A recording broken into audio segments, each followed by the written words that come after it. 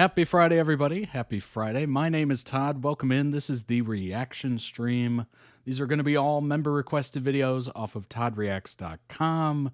So if you would like to guide the stream, you can certainly do so. Sign up today. We're going to start off with a Shourtney video from Smosh, and then we have a Nancy Drew video, TikTok compilation, next. And then we have an EXU Calamity from Critical Role. I don't know if you've been here for the last 3 of those, but they have been amazing. So if you have not been here for those little edits of the obviously much longer streams, check those out. You definitely need to see them, especially if you're into D&D at all, or even if you're not, honestly. You know, I started this with basically no D&D knowledge, and now I'm just enjoying the heck out of this. So it's pretty awesome. What's up, Brianna? Welcome in. You did make it to stream. It is live. We are now talking. Then we have a Dan and Phil video after that, and we're going to wrap up stream and kick off your weekend. Hopefully it's a good one with a Stray Kids video. So let's go ahead and jump in and get things rolling. But first, as I mentioned, really quick, toddreacts.com. You can sign up and literally guide the stream. You request the videos, I react to them, and then we have a nice stream about it. It's simple as that. So go ahead and check that out today. And while you're there, go ahead and check out the merch, summer collection of merch available right now. Available for a limited time only, 15% off for members, ships worldwide as you saw, and very inclusive sizing, lots of different colors to choose from. So go ahead and check that out today. And of course, there's accessories as well. These are all brand new to the store, so check those out. I do have one of them in front of me. It's the double wall tumbler, and it comes with the nice straw as well. Keeps your hands dry and your drink cold, which I'm going to enjoy this stream. If this is your first time, I do talk a lot, so strap in. Get yourself a nice snack, maybe something to drink on, and enjoy. Enjoy. Obviously, there's many more items, all designed by yours truly, for you to check out, so go ahead and do so. If you're already watching via YouTube, after this is posted to YouTube, go ahead and hit that subscribe button. It's not showing because I'm logged in. But it's usually right about here. Yours usually doesn't say customized channel on it, but go ahead and check it out. Subscribe today. Over 14,100 of you wonderful people have already subscribed to the channel. I appreciate it. And as you can see, there's over 1,100 videos in the backlog there. That's a lot. That is an astronomical amount of reactions. So go ahead and check that out. And let's go ahead and jump in. Enough of that stuff. Let's get into it. I did start the moving process, by the way, really quick.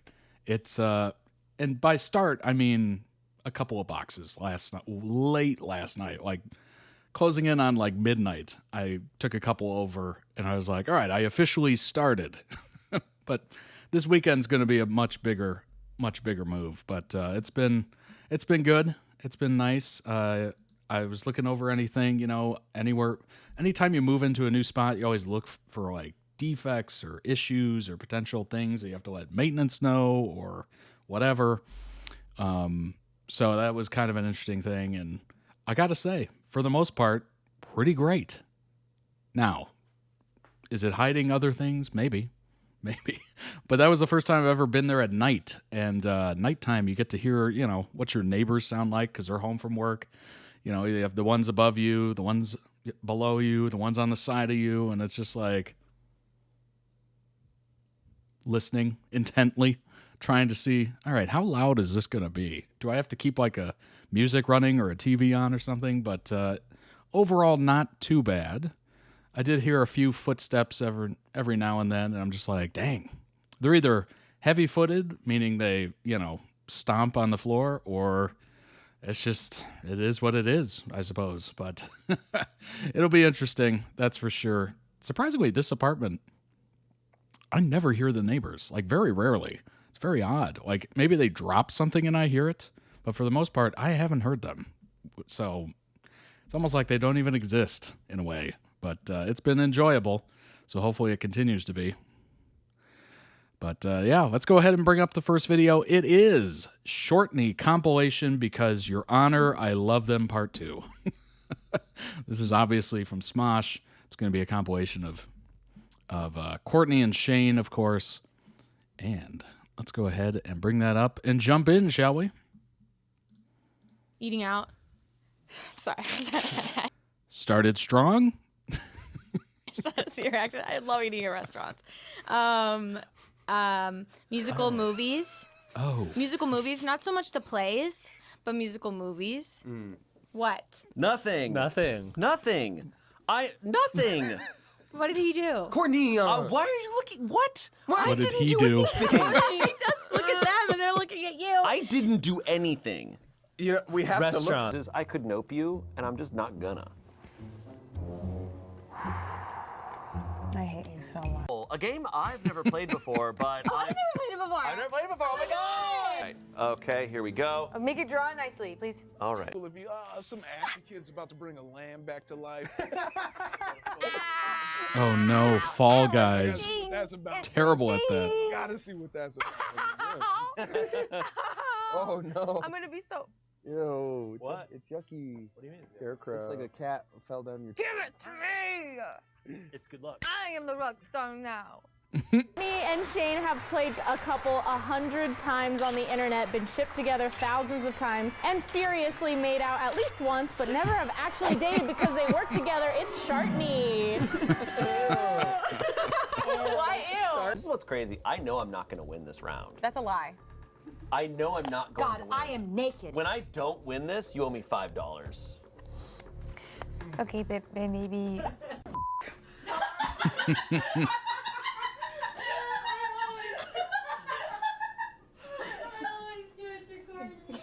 Hey, you guys, yeah, really. What happened? Hey guys, I'm gonna be really honest. That was really. We got this. We got this. It's been great playing with you. I'm almost certain this is an exploding kid. Oh, and it's not. Wow. Whoa, I'm wrong. No. Dude, that never happened. Ew. This is. Wait. Hold on. This is the ending to Indiana Jones. Put your back to mine. Don't look at it. We have. All right. Yeah. Hey. That's what I'm talking about. Go, dude. Oh. Oh. Either.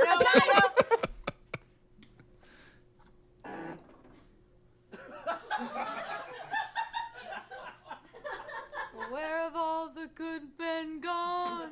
Oh no. Where are all the rice? I don't know the words. Dark blue shirt, black pants. As soon as he stopped wearing the beanie, Courtney was like, "Oh my god." Who is that? So what was it? A cat.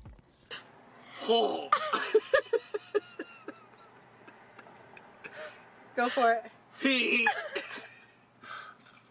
Oh yeah. She did it. She did The it. crunch. Can I add a The second? crunch was amazing. Yoy. Oh shit. What did you? You just had to show that you turn it off. Reset it. Me. Give me something good, please. I don't have anything good. That's a lie.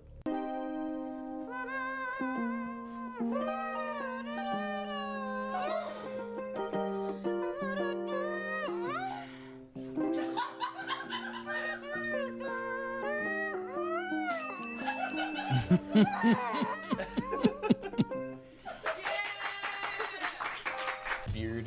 It's impressive. They should start a band.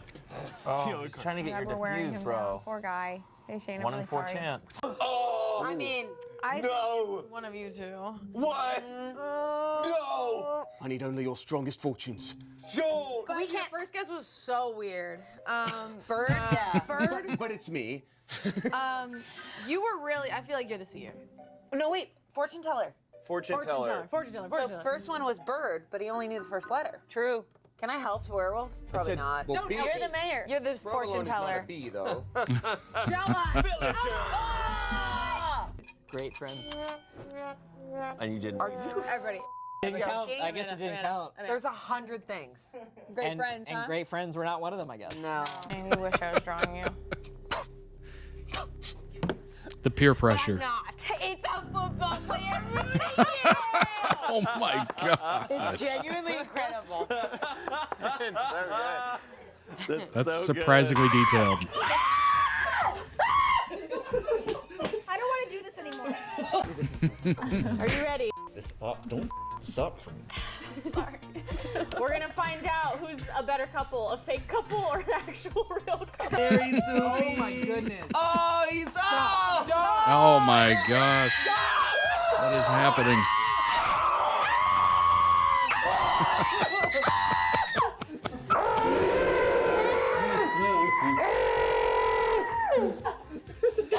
Diffuses. No. Okay, I am going. Here we go. Werewolf. Thanks for coming over, Cletus. I really need a new Tinder pic. No problem, Theo. Okay. All right. Okay, sick. Okay. Chicks are gonna love this on Hinge. Okay, and what with the bug? Hell yeah, bug time.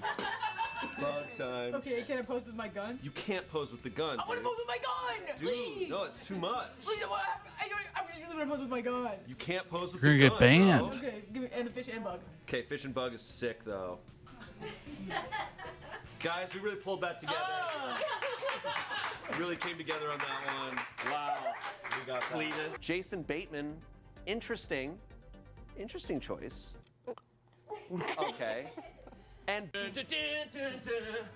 whoa, what's up? Whoa, ridiculousness. All right, let's watch more people dying. Oh, ridiculousness. Oh, yo, let's get a replay on that. Whoa. Chanel and Rob.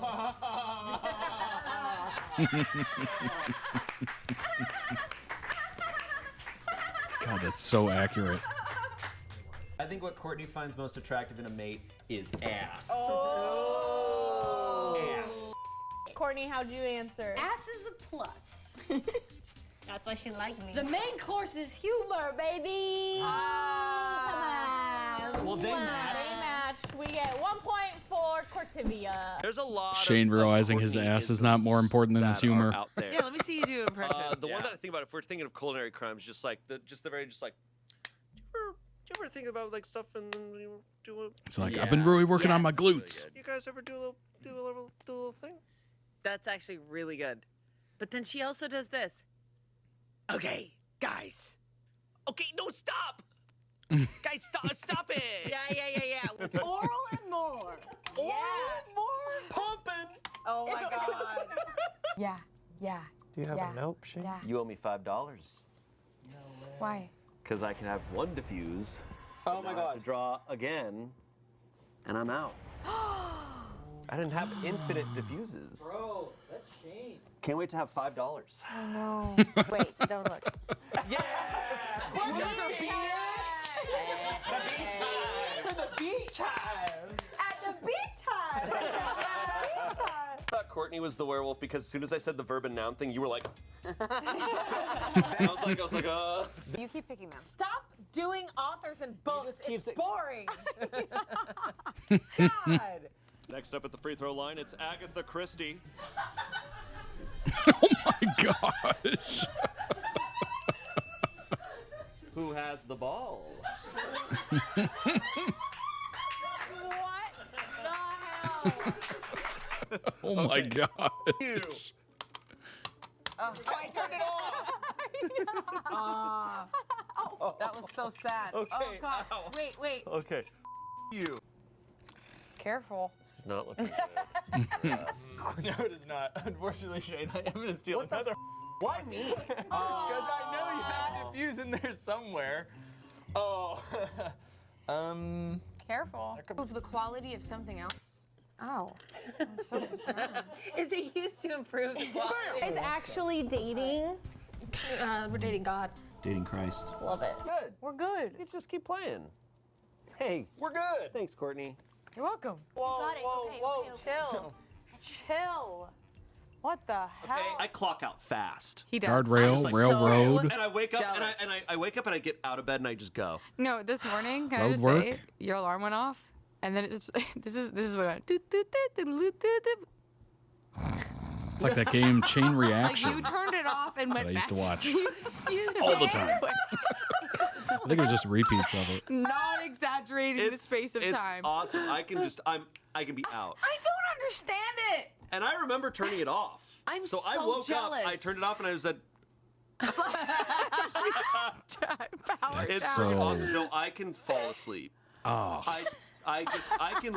I'm so jealous of that. It takes me forever and a day to finally like shut off. If I'm like I'm about to lay down in bed and I'm like a computer from 1995 where it's just you start the process and then you see like a spinning thing and then it goes dark and you're like, oh, it's off. And then another spinning thing goes on and you're just like, go to sleep. Come on. Let me go. Let me go. I'm gonna be gone. I don't think you fall asleep. I think you dive of sleep. Yeah, my mom. Just laying there trying to go. I dyed my hair normal this morning and it already became this way. Just like, what's up? So. Have you ever been laying trying to fall asleep and you just can't? And it's been like what it feels like over an hour, 2 hours. And you're just like, you know what? Why am I sitting here with my eyes closed? I might as well be watching something. So then you take your phone or whatever and you're just watching something and then you're not sleeping completely. At least before you had your eyes closed and you were trying to. Please just be cool. Everyone be cool. Okay, let's begin. That's awesome. I think it was a C, but I'll take it. No. Brioche. You're so right. Brioche. Wait, I love They don't have brioche at. But they definitely have it at Trader Joe's. But it's so. And Shane, let me see them. Let me see that dick. I take like 10 minutes for my body to settle. Does anybody else have that where it's like, Yes. oh, this hair Oh, on yeah. my neck is perfectly not letting me sleep. Oh, this pillow isn't perfectly shaped. Yep. between I'm like, yeah. No. A little bit. I move around like 100 times. Yeah. Yep. I mean, we make the joke where it's like, imagine this is a pillow though, where it's just like, all right, anyways. Literally. That's literally you. Oh, it's truly. I'm jealous. And then I wake up and I'm like, I'm out. I'm getting out of bed. He's up.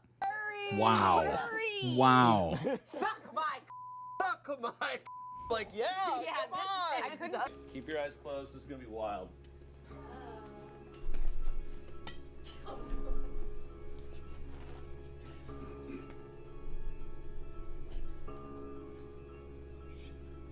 Keep your eyes closed. It's taking forever to set up.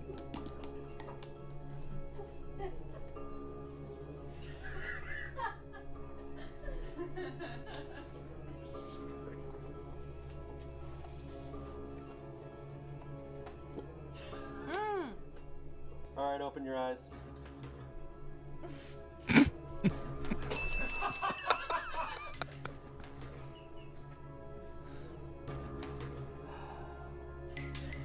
And that's it. Oh my god. I'm just gonna be honest. Thank you. Yes, Courtney is that. Courtney is poetry for Neanderthals. I think. What? No update. What the? It was posted yesterday. Oh my. That sounded heavy. Why is he doing this to us? Can't believe you did this. Go look at the account right That now. completely caught me off guard. That was Can I have really it back? funny. I've never done that to him before. Ever. I just wanted to do it. I hope our audio-only listeners. That sounded awful. Fun. You just took him For out. people who are just listening to this and not without video, Courtney I threw threw the a poof at my husband. She threw a poof at me and it made me poof. Am I the asshole for throwing a poof at my husband? No, that for was no really update? funny. Yeah. No, not the asshole. But I did not piss on this competition today. I pissed on the competition. But I did not do this. And everybody should believe. Look how that is so good. That's my favorite was story. Okay. For your present for winning, do you want to see a trick? Yeah? There. Okay. Courtney, Courtney. She's turning. It's turning into a werewolf.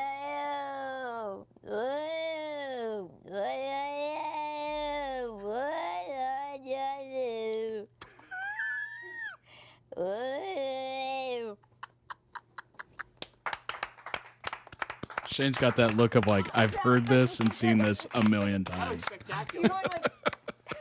When I wake up at 3 a.m. and both of our cats are terrified. Rail. Rail is correct. All right, what do we think? Guardrail, railroad, road work, work out, work office? No. Office space, spacewalk? No, I don't think that's right. Road work, work. I mean, it could be, but work office. I don't know if that's right. That's kind of the area where I'm like questioning it. Orgy. I mean, it works, but I don't know if that's what they intended. But we have such a different situation. Yeah, Like- it's tough because it's like I'm trying to picture, and also like a lot of your friends are girls, so it's like Yeah, it's like, okay. Oh Like, boy. Give me the good boots. green flags for me. Yeah, I'm like, yes, thank you. Good taste in boots, please. Don't get in between Look, it's Courtney my- getting it's- her boot. Can I get a boner? Whoa. Have you seen it? Oh. Oh. Starman. I was not expecting that. I don't know how I feel about Darman being chosen. He does teach people valuable lessons in a very chosen way sometimes. The chemistry between this cast is just insane. I think Shane and Courtney's just insanity is a good way to put it, I suppose. Is just boosted with Amanda and Angela. Like they add so much to each other. It's insane. They all have their role. They play it perfectly. Like I said before, it would be amazing to go to work and to be able to work with people like this and just let loose, let it rip, and have fun. Like this to me seems like the greatest kind of work that I could ever imagine. Wake up. You now have 4 minutes to figure Obviously, it's not for everybody, but Ew. Dude, she's married. Okay, is it a person? Show me that dick. You did a little moving around, huh? Moving around. I don't want to cheat. Yeah, good. Ooh. Frick. Oh, I'm realizing I spend so much time with her, and You're tough. married to her. Yeah. You spend a lot of time with Courtney? Yeah, we hang out a little really. bit. That's so nice. Yeah. But so much of those vibes, like those are constant. Yeah. Yeah. But she does this like, It's like kind of similar, like teeters on chance things where they do the thing where they get excited. they get excited and they start to like charge up. Mm-hmm. Like when she has a drink she's very excited about. She's like, Yeah, she loves her. Railing. crumpin'. It's funny how all of us have mannerisms. Little quirks we all have. Oh my gosh. You didn't get a jig. I really used my brain. This is nothing like a towel. I wrote you every day for a year. Oh no. You wrote me? Yeah, it wasn't over. It still isn't over. It still isn't over. Your mouth smells like an ashtray. It was over and it still is. Oh, alternate ending.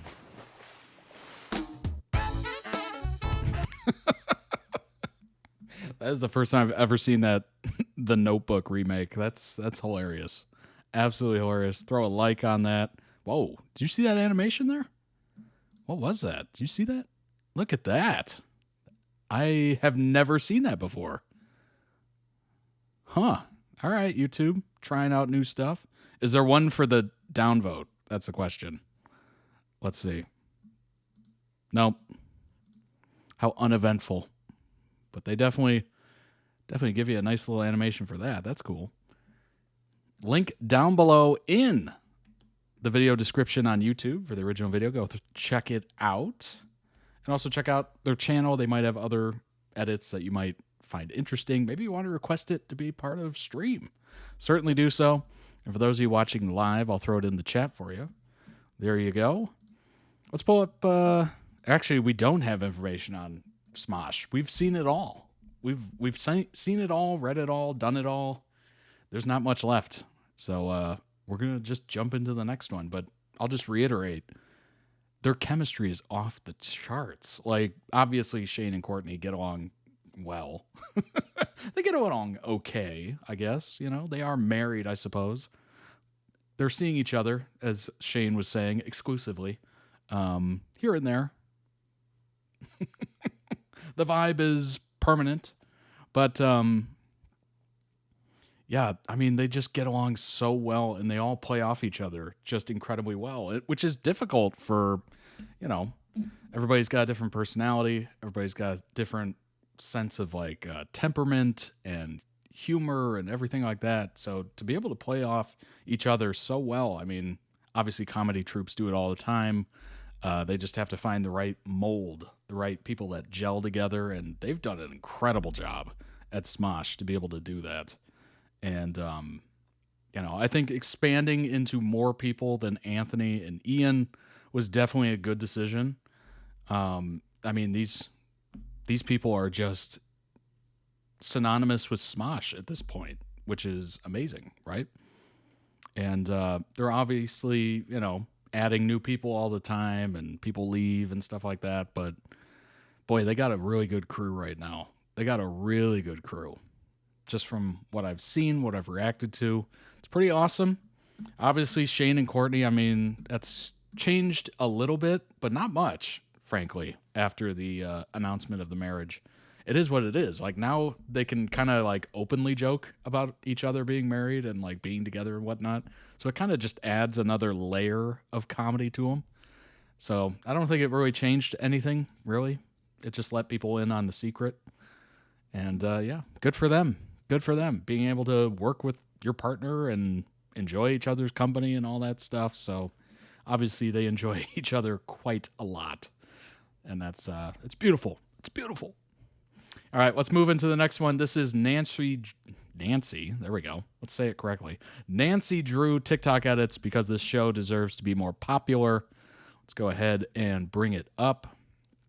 And actually, since this is TikToks, let me move it over just a little bit so I'm not blocking it. There we go. That should be good, I think. We never know until we start it, so let's go ahead and do that. Looks pretty good to me.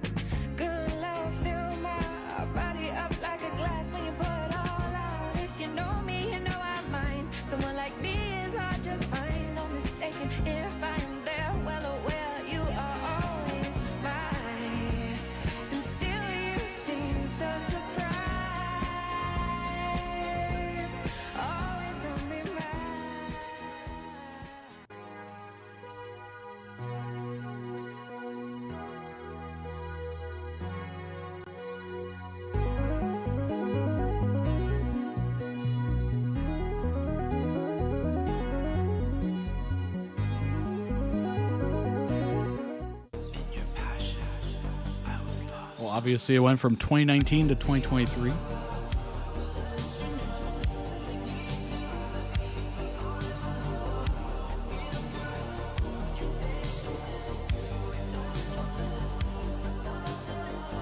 anyone get my sorbet? You got 5? We didn't even need mustard. Sorbet is good. My sorbet?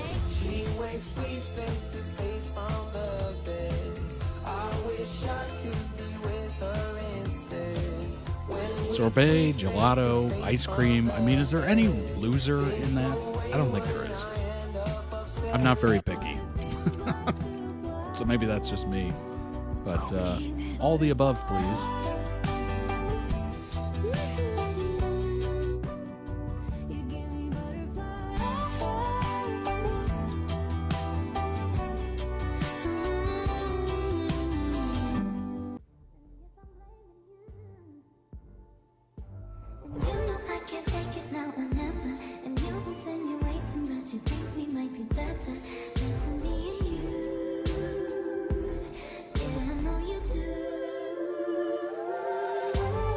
That girl detective person.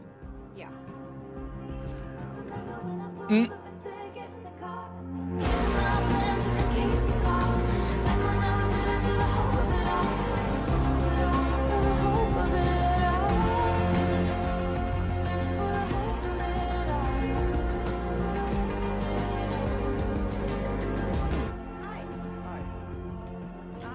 brought some bagels.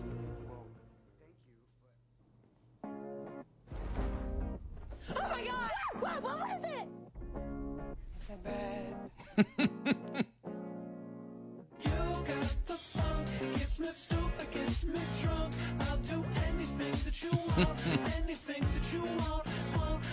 Boy, that did not work at all, actually. Hey, I leave you alone. I'll get it.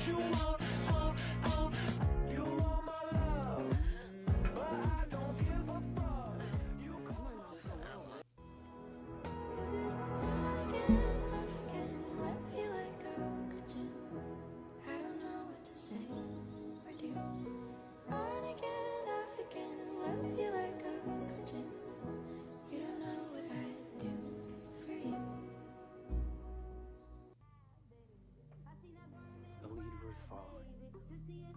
Only one we got. Who's in? You look like you just returned from war.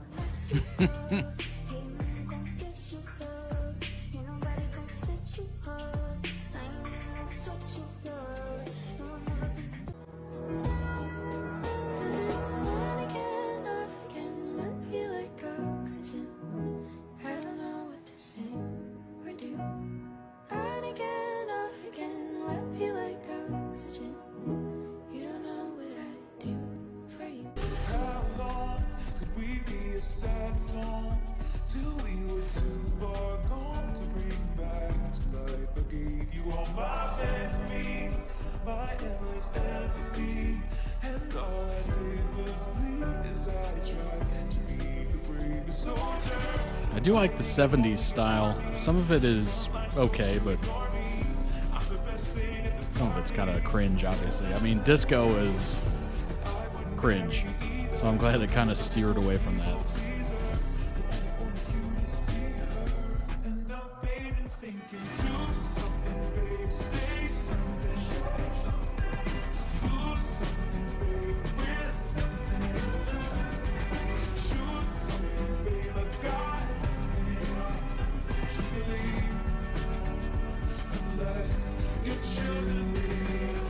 I know what you lost a year ago today.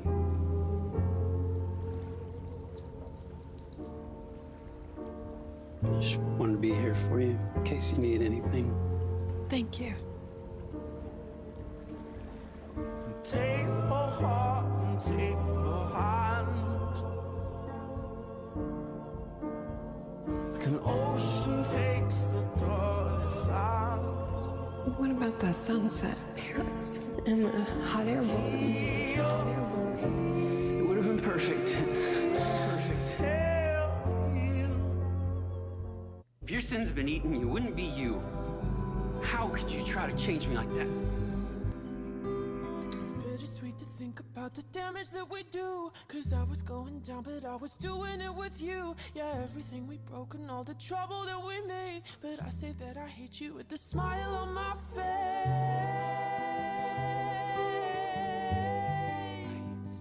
Oh, look what we became. Probably a name's Ross. I won't let him die. Just so I could call you mine. I couldn't lose you. It is me wanting you to be with someone that you can do everything with, who can love you in all the ways that you deserve to be loved, even though it rips me apart. It's real love.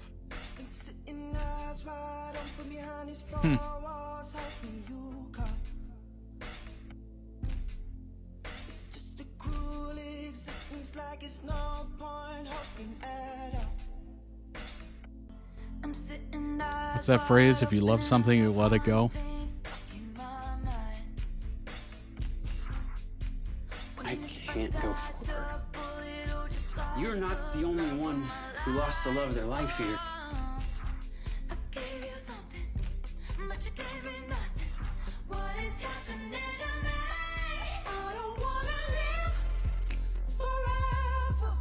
I haven't heard this song for a while. That hit. At the restaurant when I was still the one you want, cross-legged in the dim light, everything was just right. I could feel the mascara run. You told me that you met someone. Glass shattered on the white cloth, everybody moved on.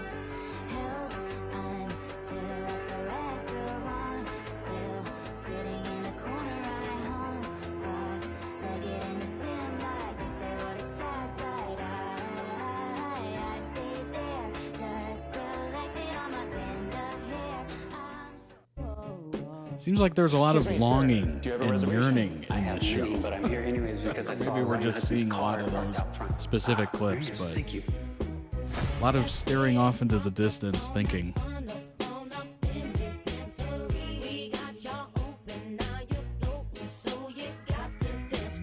Get that footage, Karen. Too strong. Diamond hanging on my neck, roller chilling on my arm, ice cubes in my ear, ice cubes in my charms. Oh, I look like an Egyptian, pure gold on my ring, VVS in my pendant. I got this shit from the king. Bess, we need you at the Claw. No one's waiting tables. There's a line around the corner. It was nice to meet you, but goodbye forever. Chef Jamie is threatening to go back to France. Man's never been to France, Bess. Get that footage, Karen. Too strong. You found a human bone at the Claw? Bone time. No one panic. Hey, what is her name? Your car, I mean. Mine's Florence. Came to me in a dream. Are you talking to your car? Her name is Florence. I could be your anchor. Your platonic anchor. You gotta name your vehicle. Call that a tanker. Nancy got arrested. I got a bunch of dead people's parts. I've had multiple Nancy got- Excuse me, sir. Do you have a reservation? I have many, but I'm here anyways. Why are you such a dick?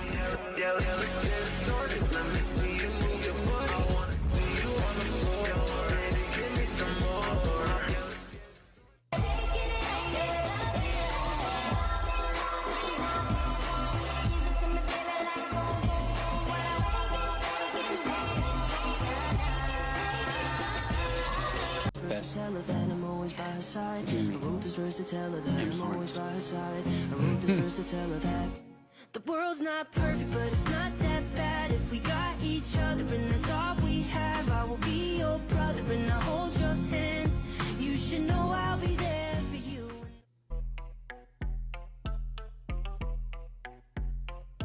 That my best friend, she a real bad bitch, got her own money. She don't need no nigga on the dance floor. She had 2-3 drinks, now she twerking. She throw it out and come back in. That's my best friend. She a real bad bitch, drive her own car. She don't need no lift. Florence. No, my girl gon' tip. Now she twerking, she throw it out and come back in. Beep, beep. Is that my bestie in a test? I think my girl Bess nailed it. Not your girl. Never will. And wasn't brave enough. Hey, no judgment. As your Platanka. Is there a new will, a post-nup, insurance policy? The heck? Gambling debt. Strange Ooh. addiction. I thought you were Team Ghost. I am Team Ghost. I got big mirror. Take Bess. On it. I'll get the key card. We'll be done. On it. Are you talking to your car? Her name is Florence. Yeah, yeah. And not too hard, just about that much. Okay. Yeah. That's perfect. Yeah. Just like that. Just watch this. I could be your anchor. Your platonic anchor. Call that a platanker. If you let me. Are you asking to be my friend? Yeah. We're still here. We were just in the storage room. As friends. Don't make it weird. The locals tell tales Tales as in fictional stories. Yeah, okay. about how the nor'easter blows restless spirits ashore. We were in the storage room as friends. Okay, you know what you should do? Call your friend back. She left 4 messages for you. Lizzie, Beth, Liz Boot, whatever her name is. Her number's in the reservation book. Elizabeth? Lady Van Driver. Why don't you call her back? She put the ring on Tiffany's body. Did something go wrong with the ritual? Bess filled me in on what you guys did at the funeral. We're platankers now, so she tells me things. You know, I just asked Elizabeth to go on a romantic lunch at my place of work. It was in your comfort zone, right? Yeah, you're right. But you're treating me like I don't date a lot. You don't date a lot. Yeah, but that's not the point. That's it. I'm getting stood up. Positive thoughts, Bess. You're a candle in the wind. You know, that doesn't mean anything. All right, Elton John. We're just closed for the day. It's not like a health violation like vermin. You know, there's no vermin. It's not vermin. I've never seen would you any stop seeing vermin. vermin? Who would like to hear the specials? Not now. We're talking. Okay. You like? It's a face mask. I'm keeping Victoria sober. Y'all put my face on a cake? Surprise! Oh, Diana ruin the doesn't want us surprise to a little just bit. Make friends. Really? What does Elizabeth think about No, that? it's not romantic. That's not what I meant. He wants to mentor someone who's mediocre. Bess, you're well above mediocre. You have to say that you're my Patanka. And as your platanker, it's my contractual obligation to keep it real with you. Bess. Darling, only go so far when you've got a head start. To save me. But I get up from I ain't gonna go Bess, nailed it. I can be your anchor. You're platonic. Are you asking to be my friend? Yeah. You two are that kind of close. You're gonna be really great. Think? Yeah.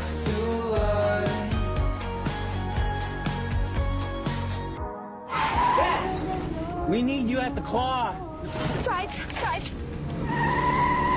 Oh my God! What is it? Florence got a little pickup to her. It's bad. It's not funny.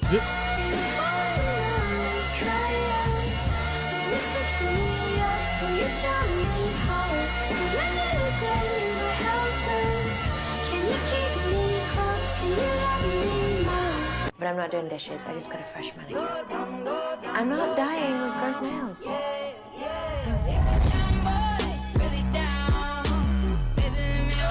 You're psychic.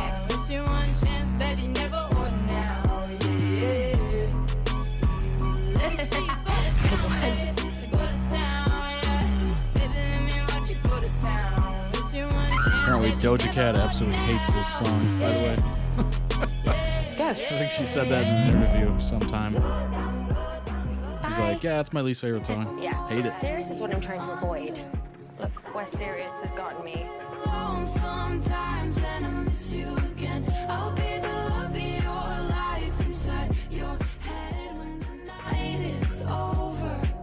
Don't call me up, I'm already under. I'm sad.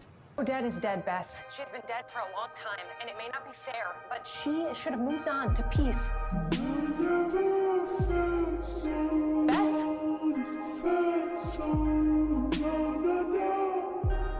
Best thing, I'm a terrible friend.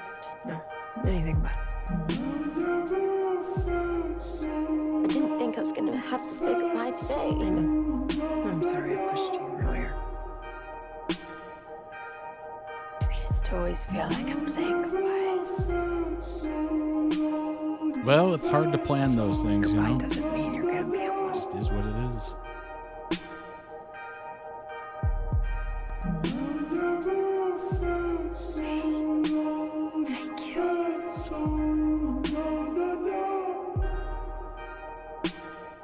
Because Odette wants you to be happy.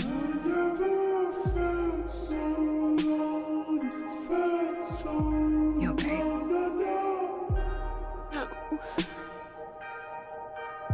After my mom died, there were moments where I could have sworn she was visiting, and then she was leaving me little signs. Odette, please give me a sign. Let me know it's the right thing. Hey, what are you doing here? I didn't know you were here. Yeah, here I am. Thanks, Odette. Bess, I know you had to let go of Odette. I'm really, really sorry. It's okay. She's at peace now. I think forming deep attachments takes a lot of courage. That is true. Are you in Tiffany Hudson's engagement ring? You can't be a coward and love things. Really? I like sparkly things, okay? They calm me.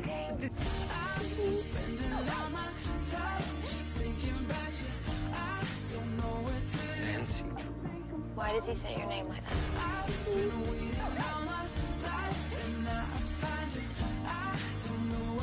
Nancy. Why does he say your name like that? I guess I was just hoping that coffee was code for afternoon toast. Not pony.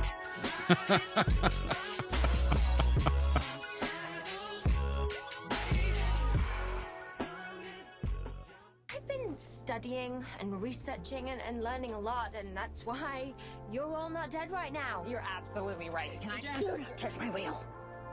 You will not touch my wheel. You people really have no imagination. I've got this under control. You shall not pass.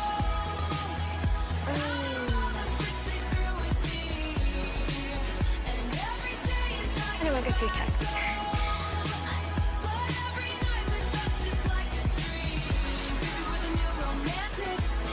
Goodbye forever.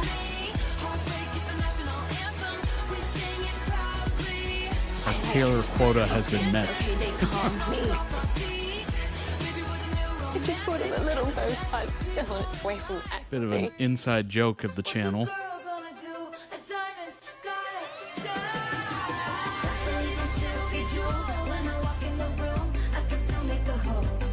Met and exceeded, honestly.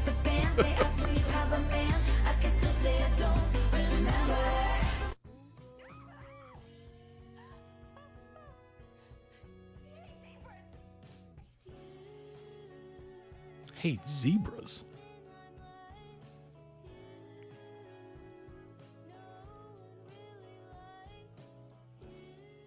Odette, can you hear us? No. Okay.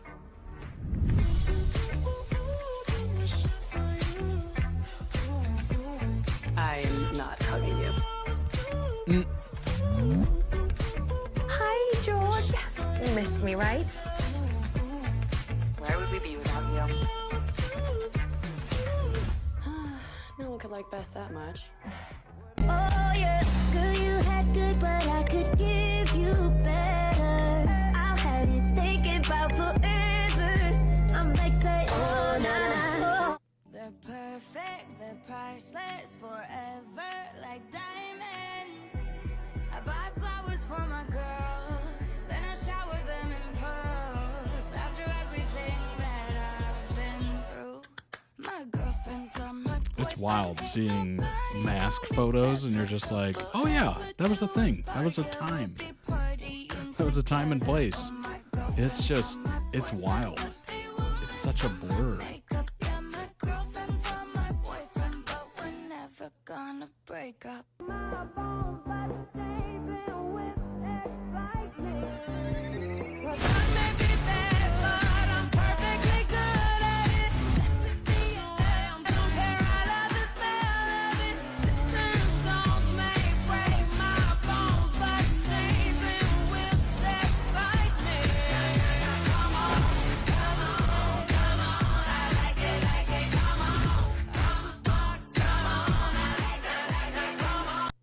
I am generally foul-mouthed, prickly, and distrustful, and life hasn't made me nice. It's made me vicious. Bill. Don't get on her bad side. She's vicious.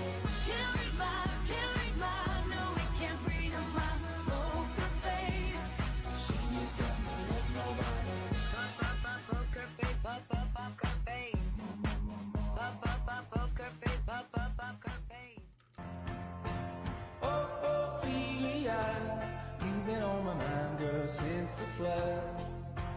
Ophelia, heaven help a fool who falls in love. Pam. Whoa, whoa, whoa. It's yes. It always has been with my whole heart. No matter what tries to get in our way. Whoa. I am never saying goodbye to you. I was not expecting a proposal. In this life or the next. I love you. Is what she probably said. Will you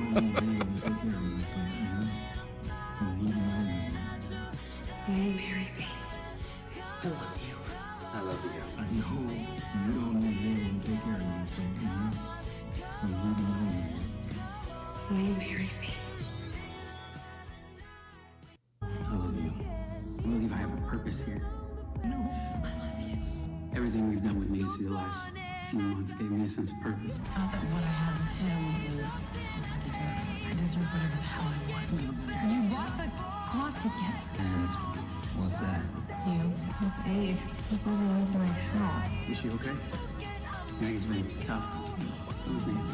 You okay? Why do I be around here? Hey, you okay?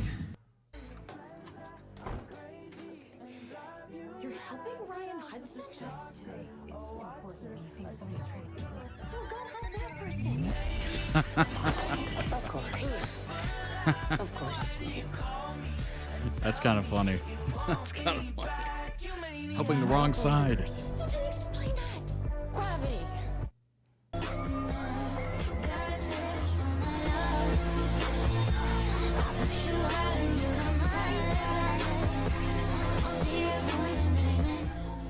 I know this is hard for you. You know, it's just, I keep thinking about this one thing he said to me once. He said that he hoped that I could outrun the family curse and avoid a gruesome demise. Dark thing to say to a kid. I mean, being a Hudson Yeah, does literally. raise your chances Like of a what? violent early death, so. Well, there's good in the Hudson name, too. And you. And Nancy. I appreciate that, man. I've only got one thing to say to you about tonight. I love your dad.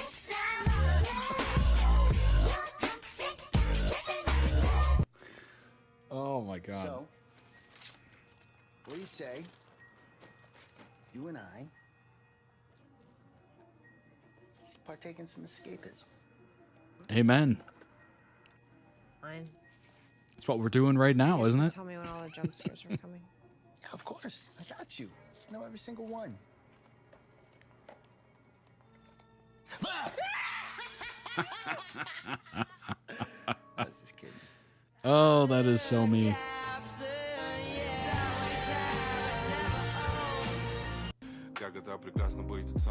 I've jumped in streams like crazy. There was a bad one too. I can't even remember what it was about. I think it was. I can't even remember what it was. But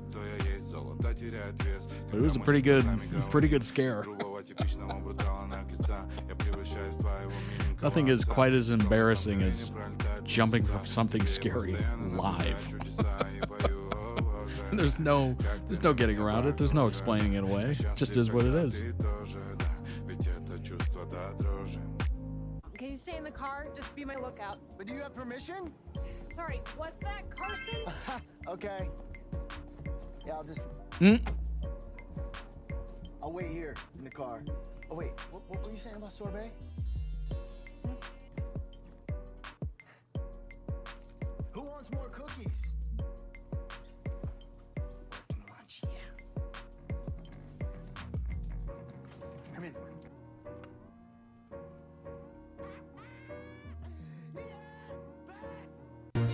Who you gonna call?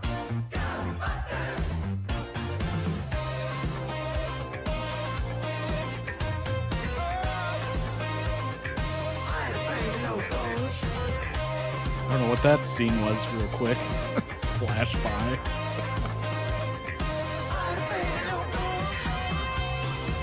My dad once told me it's possible to live a good life even without a soulmate. He also said maybe you get more than one. I got 4. Oh my god. Want to be here for you. Ready to say goodbye to toxicity? Touch my wheel.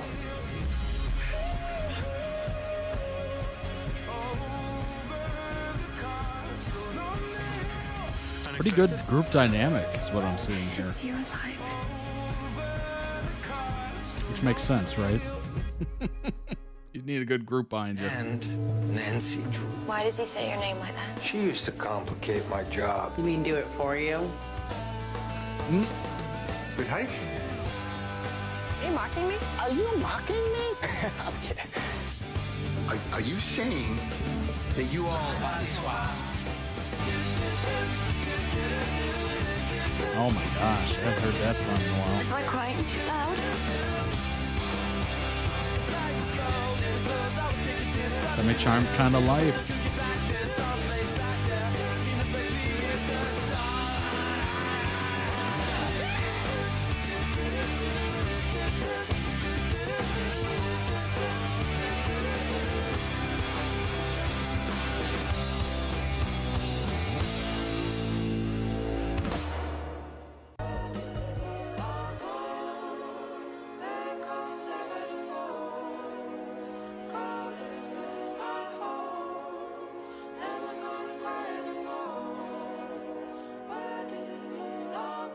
I feel like the energy in the friend group's a little off. I don't need to rock the boat right now. Yeah, well, we have almost worked out together multiple times, so I think the friend group can sustain. It's a good way to bond with people. Definitely. Why do you guys always Trauma show up? bond, Because as that's they call what it. friends do. We show up.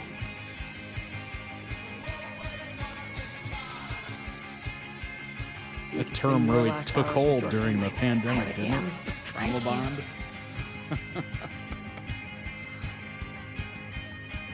Whatever comes. We're in this together. This You're town here. is where I belong. It's my home and my heart, and I'm not gonna run from it anymore.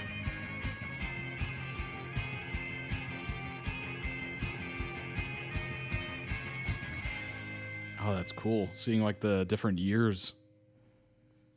Very interesting. Well done. Well done indeed. Link down below in the YouTube video description for the original video. Go throw out some much deserved love. Let's look up some information on Nancy Drew, shall we? There's the link for those of you watching live. Let's pull up some information real quick. Kind of briefly go over it. Some of the characters as well. As you saw, 2019 to, what was it, 2023? Yep, 2023 series finale. So it lasted about 4 seasons, 62 episodes. It's not too bad if you're looking to jump into it. Narrated and led by the amateur sleuth, Nancy Drew, of course. Featured an ensemble cast. Bess, Ned, Alex as Ace. Carson, of course. Riley. The premise is this. After putting off applying to Columbia University, that's a good school, to deal with the loss of her mother, 18-year-old Nancy Drew gets entangled in the investigation of town socialite Tiffany Hudson's murder. She and the employees of The Claw, the restaurant in which she works, prickly manager George, worldly and polished waitress Bess, laid-back dishwasher Ace, and mechanic Ned, a.k.a. Nick, whom she is having a no-strings-attached fling with, reluctantly ally to clear their names of suspicion. With secrets they're all determined to keep hidden, not only is Nancy determined to unveil them in order to trust them, she unearths a connection to Tiffany's homicide to a decade-long cold case turned urban legend. Sounds pretty interesting to me. I don't know about you, but sounds definitely interesting.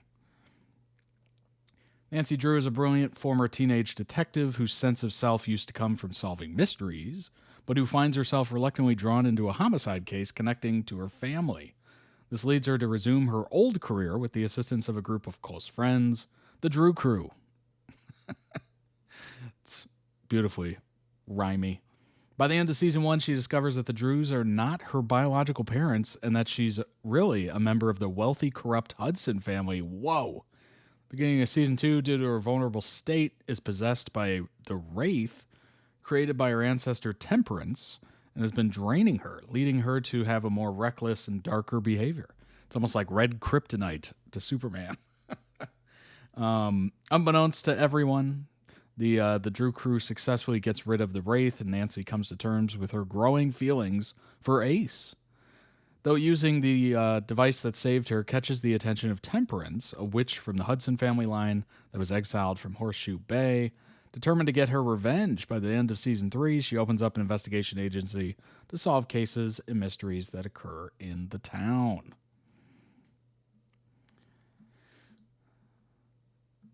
Let's see. Let's look at the reception. Holds an approval rating of 53% on 30 reviews. Average rating of 7.3. An appealing aesthetic and promising ensemble can't quite manage to liven up Nancy Drew. An overly broody and unfortunately bland mystery that follows too closely in the footsteps of the shows it aspires to be. That is the consensus on Rotten Tomatoes, from the critics at least. Overly broody. Interesting. Were they looking for a more upbeat thing? I suppose. It doesn't sound bland, so I guess it's in the execution, I suppose. Started with 18 episodes on Wednesdays at 9. That's not a bad time slot, honestly. Oh my gosh. Well, this was on CW. Let's couch that on the fact that CW is not a huge network. But yeah, do we have an average? We have an average. 1.25. Not great. Not great. And then it just went down from there. Last season, 3,800, or no, 3,800. 380,000, that's more like it. 380,000 is, yikes. That's not good. That's not good at all. And they even moved, you know what's interesting?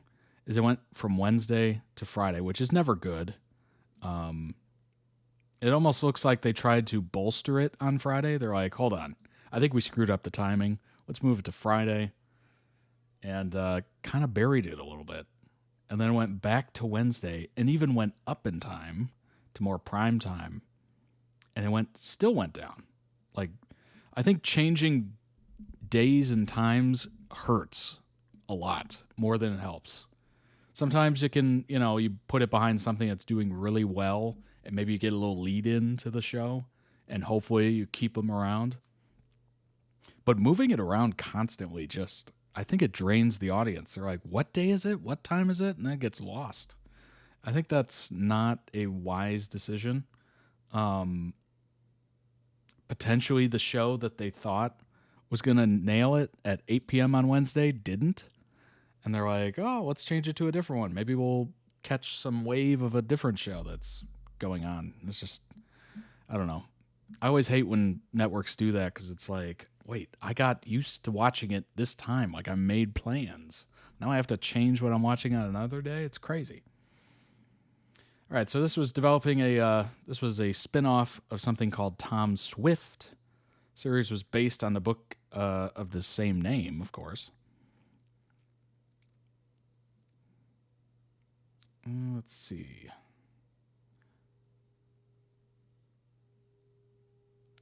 Oh, weird. In season 1, Alvina August is credited as a series regular. However, for the next episode onward, August doesn't appear. Whoa, must have been something going on there. That's crazy. All right. 2019 character Nancy Drew, quote, mysteries are everywhere and I love solving them. It's a good attitude to have if you're going to be a detective. Character description, brilliant teenage detective whose sense of self had come from solving mysteries in her hometown, until her mother's untimely death derails Nancy's college plans. Devastated by her mother's passing, Nancy swears off crime solving while crossing off the days until she can reapply to college. But when a socialite's murdered, finds herself the prime suspect in the crime, that'll definitely get you off the bench. Along with a group of other teens present at the scene, Nancy's nemesis from high school, George, rich girl with a mysterious past, Bess, Nancy's secret boyfriend, Nick, and amiable burnout Ace. Dang. I would not want to be described as an amiable burnout. Yikes. The five of them must team up to clear their own names, encountering emotional entanglements. Boy, that's a word. That's a word that we didn't often use, and now it's got a whole different meaning after Will Smith. And even more mysteries along the way. Nancy's reawakening brings her into conflict with her widowed father, Carson, who is dating Detective Karen. Ooh. And when a supernatural presence begins to haunt Nancy's investigation, she discovers that the current crime has an astonishing connection to the long unsolved murder of a local girl. Interesting. Very interesting. We got Ace, of course, main character. Initially works at the Claw and becomes a member of the Drew crew.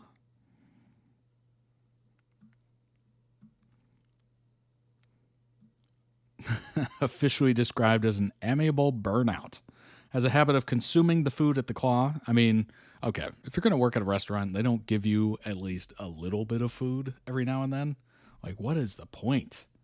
Come on now, which sometimes cause them to run out of their stocks too early when serving customers. Okay, that's an issue.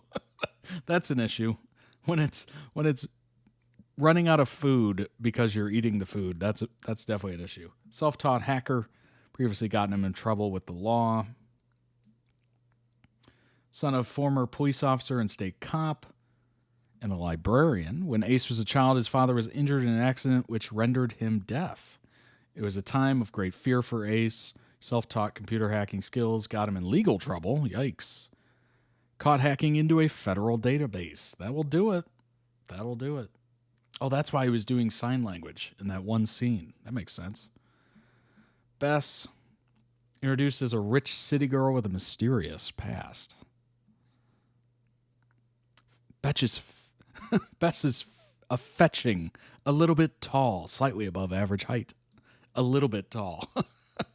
Young lady with a slim gin body figure and meager constitution. Character descriptions are always so interesting. Bess is officially described as a rich girl with a mysterious past, presents this front to the others, but in reality, she was raised in a bad part of England and is a kleptomaniac. She cares a lot about her looks and dresses very nicely, and she hides the fact that she's living out of a van. Bess strongly believes in the existence of the supernatural, easily frightened by ghost-related events. Also been shown that she is a lesbian, as Bess only dates women, as shown with Lisbeth, ex-girlfriend. George, of course, George, of course, is portrayed by Leah Lewis. Officially described as Nancy's nemesis from high school. George is a hard worker, goal-oriented. When it relates to her job at the Claw, this stems from her role of breadwinner to her family, having to care for her sisters and alcoholic mother. Despite having the tough-as-nails demeanor, George can be vulnerable when personal issues arise in her life, such as her affair with an older married man. Hello! Whoa! And shame for her mother's behavior. I mean, I don't think any of us would blame her for having that. When it comes to a parent struggling like that, I mean, it'd be a natural reaction. Also fiercely protective of her sisters of the Claw, and eventually the entire Drew crew. Interesting. Eldest daughter of Horseshoe Bay's resident clairvoyant, Victoria Fan, and an absent Edwin. Victoria and Edwin had a teen romance that ended after Victoria gave birth to George. She named her daughter after Edwin's middle name. Edwin left around that time and did not return. Victoria went on to have 3 other kids.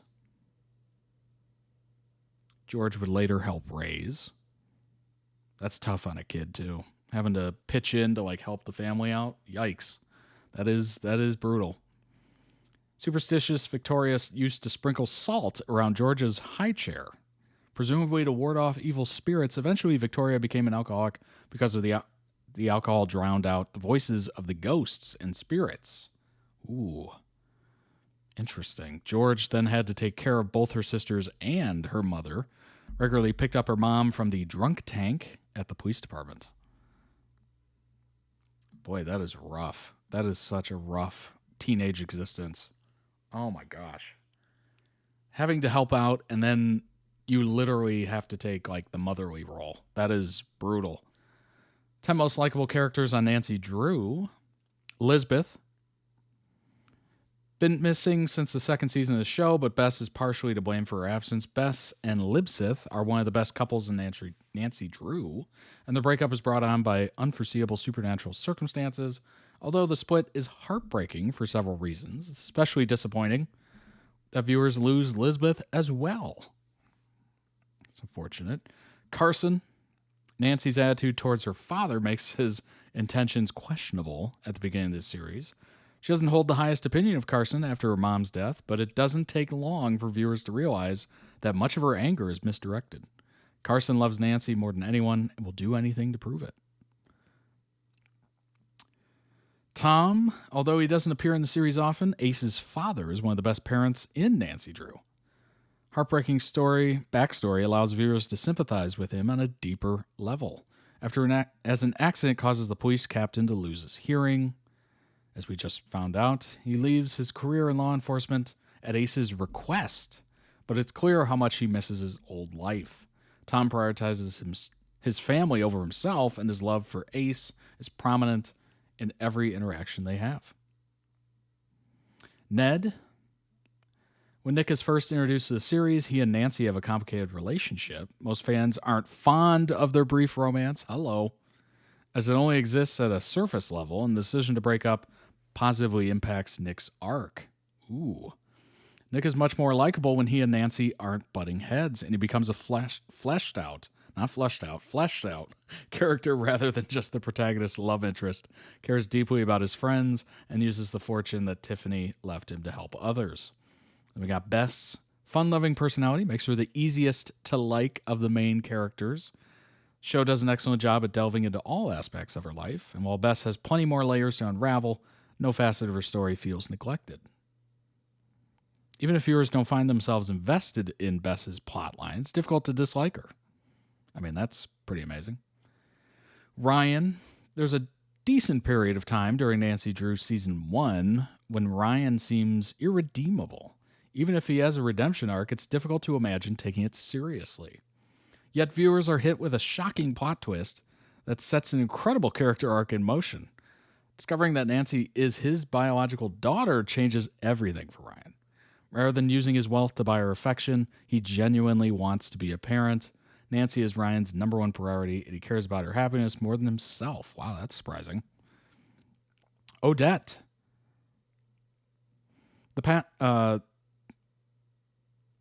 Aguaca? What? I've never seen that word before. The spirit possessing George's body and falling in love with Bess are plot twists that no one saw coming in Season 2.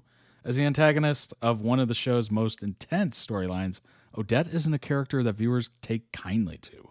After being freed from her curse and getting a second chance at life through George, Odette shows her true colors. She's comedic in an unexpected way and provides a constant source of entertainment. Biggest surprise is the bond she forms with the Drew crew. Interesting. We got George, of course, just mentioned.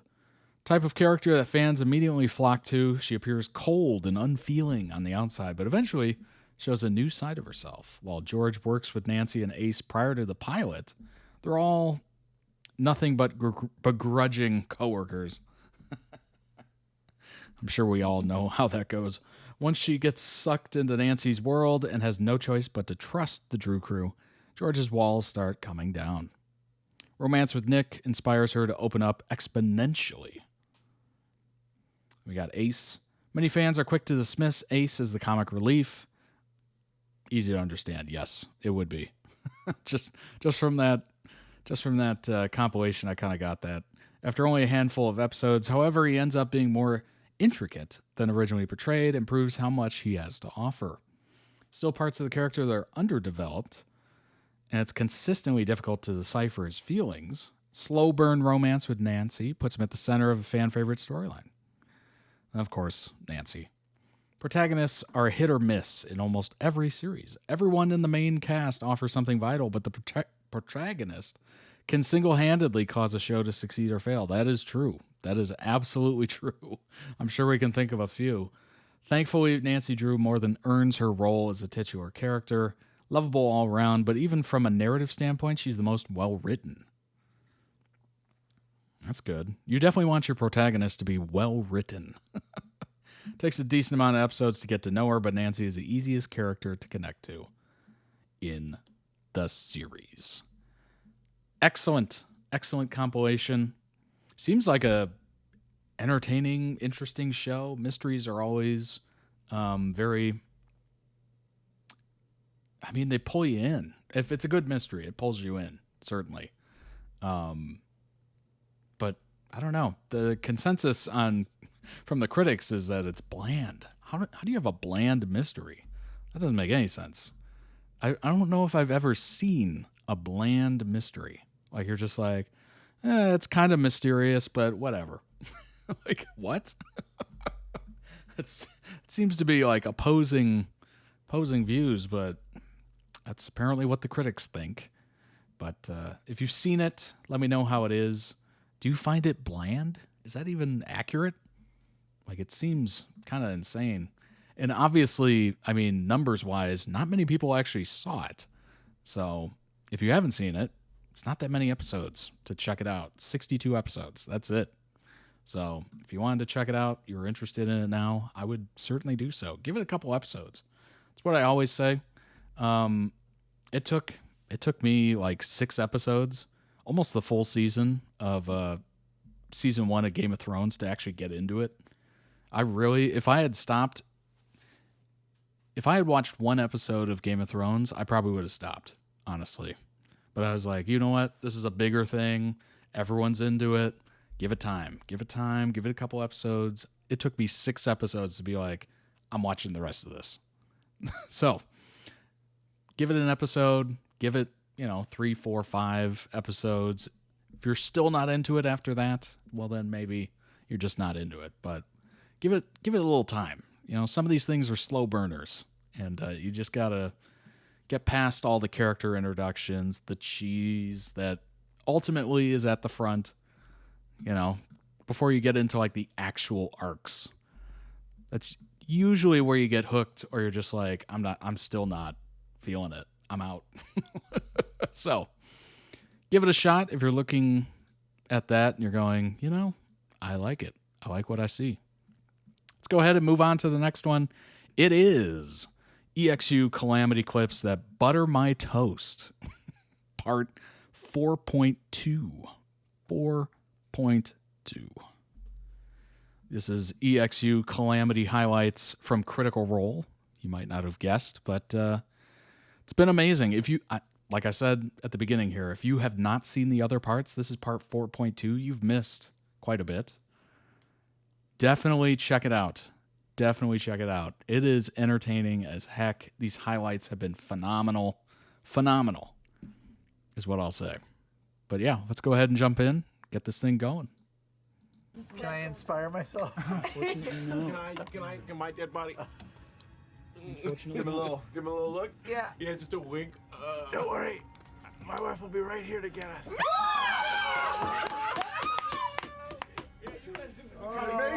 Get those last couple of seconds. I saw that kind of telepathic. Yeah, of course, yeah. It's another 6. What a title. Oh my God. 666. Dang.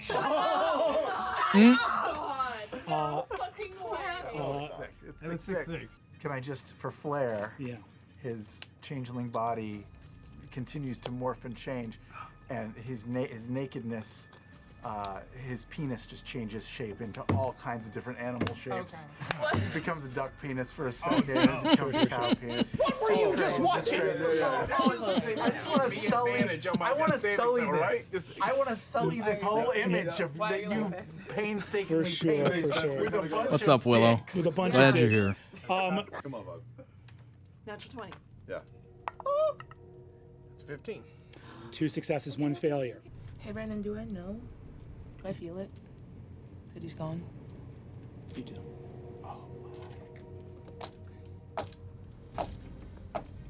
Did you let that? Hey, did that stone that you gave me happen to have any sort of spell in it? It was spell energy. Could it have given him advantage or something? No.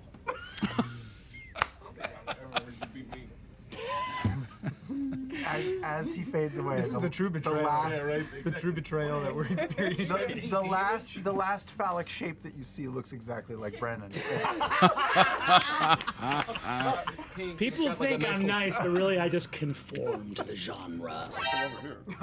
We moved to you flying over the city. You fly and begin to see the fire starting in various neighborhoods. As people start screaming, seeing devils charging around a corner, a porter in uniform saying, everyone, do not crowd the platform! Do not crowd the platform! See a terrified spellcaster cast command on the porter. And Women say, and children "Get us out of only." here!" Vivisector Get back. Has the teleportation has too many people, blood all over the dais. You're one of a few Isura who are flying. You see multiple flying mages escaping from one thing or another. There's one mage that's levitating in midair, his face covered in blood, just looking stunned, unsure of what has happened, moving into your home. And for the first time, we see them, Maya and Kier, standing in front of you. Both of your children are home. They're home. You see Maya got a little bit of awkward plumage molt, like teenager molt around her neck. Dad, I wasn't drinking, or I just another kid saw it at the party. I didn't know that there was anything. I know, honey. It's all right. It's okay. I didn't see any of this coming. Are you okay? Are you hurt? Where's your brother? Up in the rafters, hiding. You see your son with holding his little thing. Says, "Copy, I'm here." Kier, please come down here. Hey, Dad. Okay, as fast as I can. Is there anything perched, any danger, anything following them? Is this room clear for the next 30 seconds? Give me a perception check. Why couldn't you just say yes? 23. To your knowledge, it is safe. Dad, what's wrong? I'm gonna tell you all about this at some point. I promise. It'll be an incredible. Why do I feel like story, but Brennan's right gonna now, throw a I have a curveball? surprise for the both of you. Dad, why is your ring glowing? Oh. Why are you like this? Oh, God. Why are you like this? It glows when danger is near. Okay. Which means that you need to get out of here. I have a special gift. And I take out the runes of runestones. Yeah. This is for each of you. It's going to take you to your mother. She's very excited to see you. But I need you to listen to me.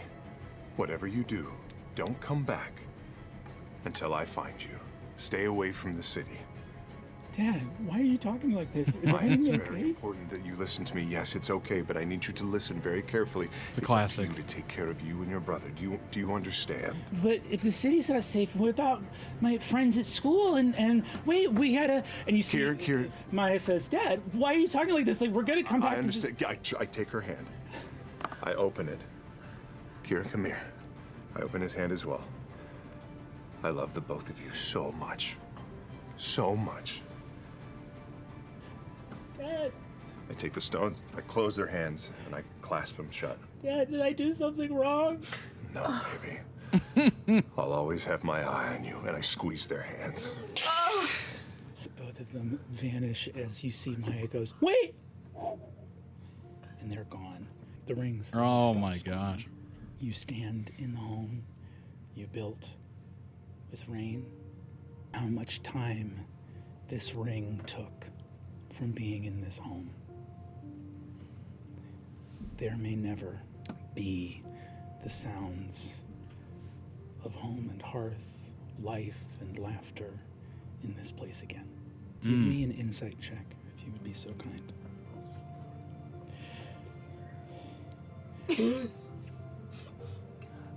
Sarah looks at, you found many threats to the city of Avalier, long years of being exceptional, perceptive, intelligent, clever. Your eyes ever peering down, cultists and criminals, even some magisters, some corrupt officials, but on a 26 insight, often ones without friends or connections. The eyes of Avalier never looked up. The price you paid was that here at the end of things, you still don't get to hear the laughter of your children in this home. Sarah slowly takes the ring off of his finger and almost absent-mindedly starts to walk to his home office just down the hallway. And as you'd probably imagine, it's a wreck. The remnants of all of his work, of his obsession, it's just raining of out of his nowhere right now. craft, Perfect timing. of his eye, and he's furious. He goes over and Mother snatches a Nature's candle, paying attention. looks around and holds it to a nearby wall, and watches it just dance up. The last lie you told was to get your children out of here. And outside your office, small little indentation in the wall, little discolored patch where young kids would come and get their little food-stained hands up on the wall and press their head against Brendan, the what wall are you doing here? to see if they could hear what you were working on. I head Oh over to my their gosh. Your brilliant detective's mind looks at a room and begins to piece together stories. From the turn of a corner of a notebook on Maya's desk, you see that she has an incredible talent for history. Otherwise, why would she have gotten so far ahead in that chapter book? Under Kier's bed, the telltale carpet throw of a child hiding some kind of toy weapon or something that he shouldn't have, and see from the shape of it that they are small hand axes. And here in this moment, you put all of your vast intellect to work so that as the flames begin to lick the wall behind you, you solve the mystery of who your children were. Yeah, that's just not cool. I steel myself, and as supersonic as I can, make for the Meridian Laboratory.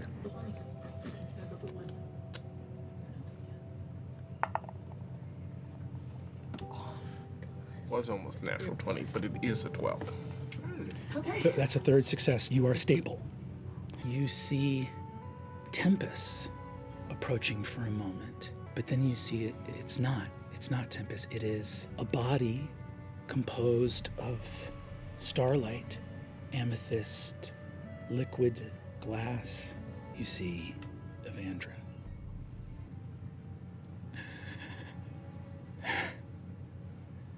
Don't touch me. I have waited so long to do only that. I can't bear it if you were to touch me right now. Xerxes. What have I done? You believed, and that is not a fault. I love you more than the stars and the moon and life itself. Are you in this place because Laren has sent you here? No, I don't. These two going back and forth is like legendary. It has really stood out this entire time. No, Howie. No, Laren didn't. Or maybe she did. She sundered the tree. Do you know what happened? The tree, yes. Do you know what came through the tree? Yes, I do. I've missed you, and he leaps at you. I hold him back. It is too much to bear that I have waited here in between these places for 7 years to see you for but a moment before I lose you. I don't want to lose you. You will never lose me. Never. I'd take off. my name stone, and I give it to him. Years ago, when I was first knight, my darling, I would have told you, but it was the very beginning, and we did not understand it yet. I told Laren it should be me. She did not pressure me. She was my dearest friend, and I love her with all my heart. It was the role of a first knight to journey into danger. From whence do the gods come? By what token do they award themselves that title, and what realms beyond could we explore? It was a beautiful dream, and I knew that there was danger, and I wanted her dream to come true. When I returned, we didn't understand the tree. We all are. The tree We all didn't are. kill me. When I was We are moved Sam. out Sam here, is us. I became anchored to this other realm. You can see that I don't look like I did. Exandria was killing me. I was a foreign thing. I was not of that world. The tree was pushing me back out. We didn't know the spell that the tree was writing. Our son is still there. Elias is still... He's still there. He's still in Cath Moira. Get him here. Why are you here if Laren didn't send you? I don't know. I'm here. Xerxes, tell me the truth. Behind you, you see the mace. You're a spirit. You may tarry here for some time, but you are moving on. I fell. And now I'm here.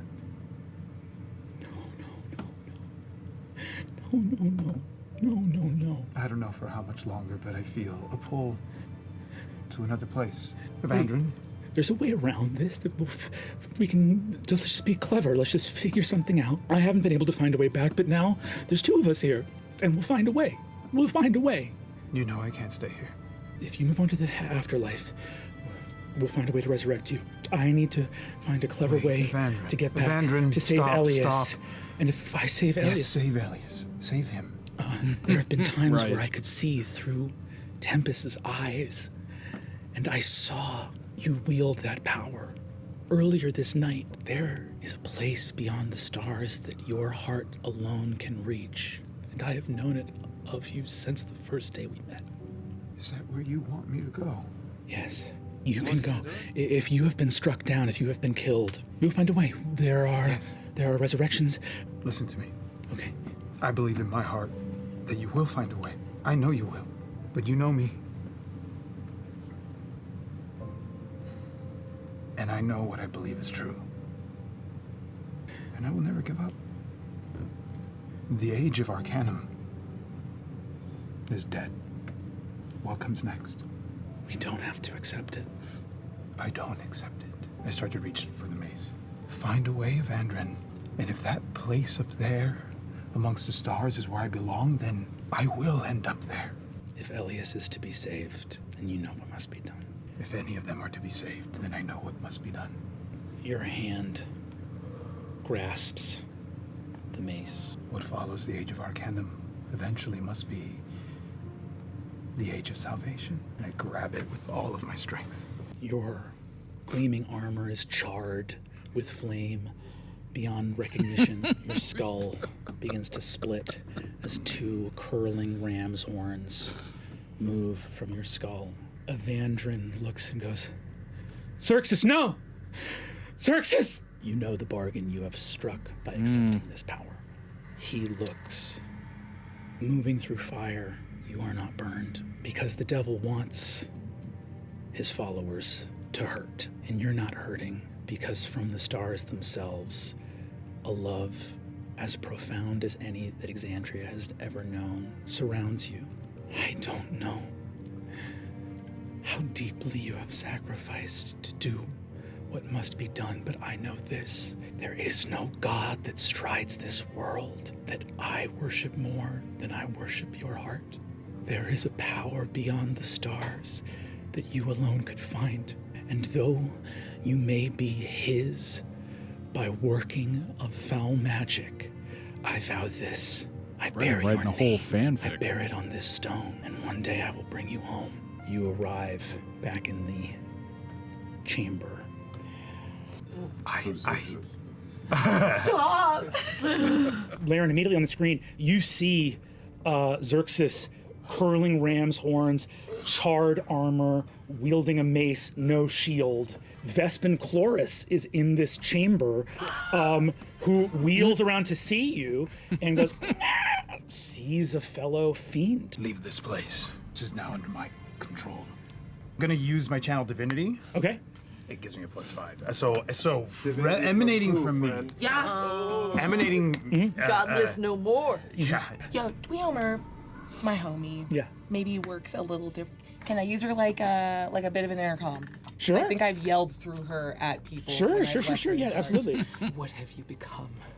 If you're him, bring them back! Vespin looks out at the now shrieking Dweomer and goes, "Yeah!" and screeches out and blasts her with a fireball, destroying her. But you see that he goes and stalks and begins to stalk down the hallway. Wait. Yes. Pieces of it dead. Anything. Okay. We'll see. Cleansing touch through that name stone onto Vespin. Oh, is he your ally now, so we get to +5? Maybe. Save it till after he resurrects me. All right. Okay. So what you see, I rolled a save. You go to Vespin. The skin regrows. You see the face of a man, still in a fiendish body. I don't know who you are. Grabs the mace. We don't have much time. Lou might Cast have time some stop. of the best expressions He reaches ever. his hand into the haft of the mace and says, "Bad contract." And you see infernal runes move all throughout the room as he has stopped time, looks around and goes, "I don't know what power this is you hold, but thank you. I can't do anything about the soul, but they usually put the clause about when it goes into effect at the end." He inscribes a series of runes at the end of the haft. The deal for your soul goes into effect at sunrise. Listen, we don't have very much time. I am Vespin Chloris. I know. And you know what I have done. Yes. I am going to turn back. I don't have the power to stop this. Whatever gift you had bought a moment, but it's a moment only. That mace, you know what it will do to you come sunrise. I do. All right. In life, I was a Malconvoker, a infernalist. I thought I could do it, and the world will remember me as its greatest villain. That history hasn't been written yet, and you are not out of time. But we are running out of time, and I rush to this guy, and I revivify him. You have that? I have it, baby.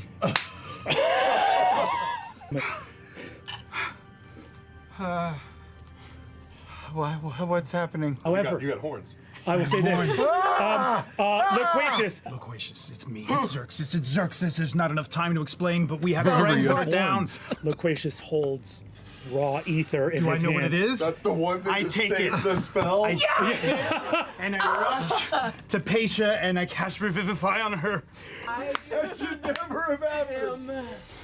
Happy!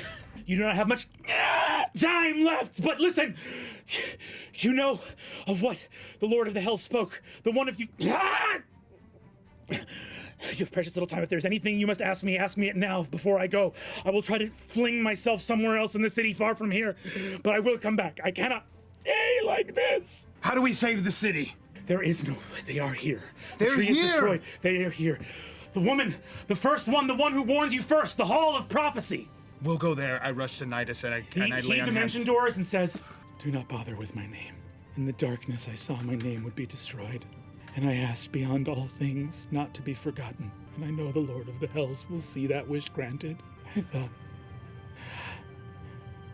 I'm a fool. And I have brought ruin to the world. Hope that you are forgotten. Okay, if I had to wait for him to show up, would I have teleported somewhere where I mean, I wait that long. I'll pass. Yeah, but I was by myself for a very long time. It'd be a pretty crazy show to watch. Pretty solid show. I'm just I guess. And I just wrapped my arms around him. I'm so sorry. No. You had no idea. I don't know. What happened to you? I made a deal. I only have a day before I lose myself. I'm gonna hit him. I'm gonna punch him real hard. You made a deal? For what? For you. I saw you in that moment when everyone else was down. You stood beside him. What did you do?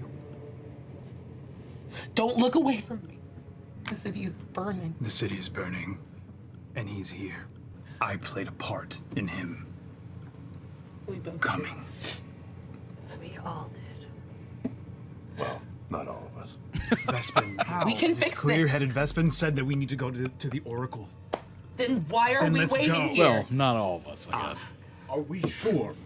We're We not. don't have much time. We don't, but we have nowhere else to go. There's nothing else but this. I don't know how to read anymore. Message to Sarah. Are your children safe? They are. I hope it was worth the risk. Oh. Break it. Break it. Break the circle. I'm not mad. None of us are mad. Yeah, she's not. I'll break it. And it's a healthy, powerful looking. She actually is going to upcast an immediate mass healing word. Everybody here gains 10 HP. Yes. Her eyes roll back in her head, and she rises from her bed into the air. When crowned fire and a throned earth stride forth to join ancient war anew, then mother and father shall fall to the hands of their imprisoned kin, and all the stars will weep until the death of light for lost Exandria, whose every ashen breath will wish for death, and never knowing peace shall stumble evermore to seek in vain the end of horror without name. What do we do? We have to stop it from landing. If it lands, they're freed. The gate has to be at Kathmoira. Get me to the helm. Fuck. So bad. 13. If anyone wants to give the help action. Can I I'll give the inspire teleaction. you? A 13? Yeah. Oh, it was worse. You have to be nice. You have to be Oh God, it's so bad. 16? 16! Brendan, I understand how all of this works. I'm the heart of Avalier, please. Please, it's not the engines, it's me. I know this. With the calyx destroyed and the Drashari tithe now irrelevant, there exists a possibility to work some great magic with the ley rite itself. And if you could take a ley line and move it off the world, what might you be able to do to a primordial? What is your bad idea? So we move the city, or we move the Emperor and Empress themselves. They're under the mountain, though. So are the ley lines that we've been traveling across. So there may be a way for you to use the engine to transport them to another plane. I think this could work. Just to double check, our two options are to try to fix the helm, barely make it in time, prevent the city from connecting with Kathmoira, stopping all of this, or locate a primordial emperor and empress under a mountain and Flying try city. to move them off this plane. Even if we fix the helm, there's no guarantee that this city isn't still going to connect to Exandria. Not only that, even if we stop the descent, all of these demons and devils are still here, right? They'll try to get control again, won't they? So we just have to move the goalpost. I know what I have seen. If the Emperor and Empress join battle with the betrayers, all hope is lost. If the war is rejoined like it was in days of old with primordials and betrayer gods side by side, there will be no new dawn for Exandria in all the ages of the world. I'll say something to you that I've never said before. Please ignore me and go get to work. I'm going to get us more automatons, constructs. I will meet you there. While you go, I have a duty to report what's happening. If I can get word down to Kathmoira, maybe we could save a lot of lives. Yes. So I'll I just cut you off and consider. Oh, in the kiss, I'll cast Cure Wounds on you. Oh! Incredible. Incredible. Fuck you both.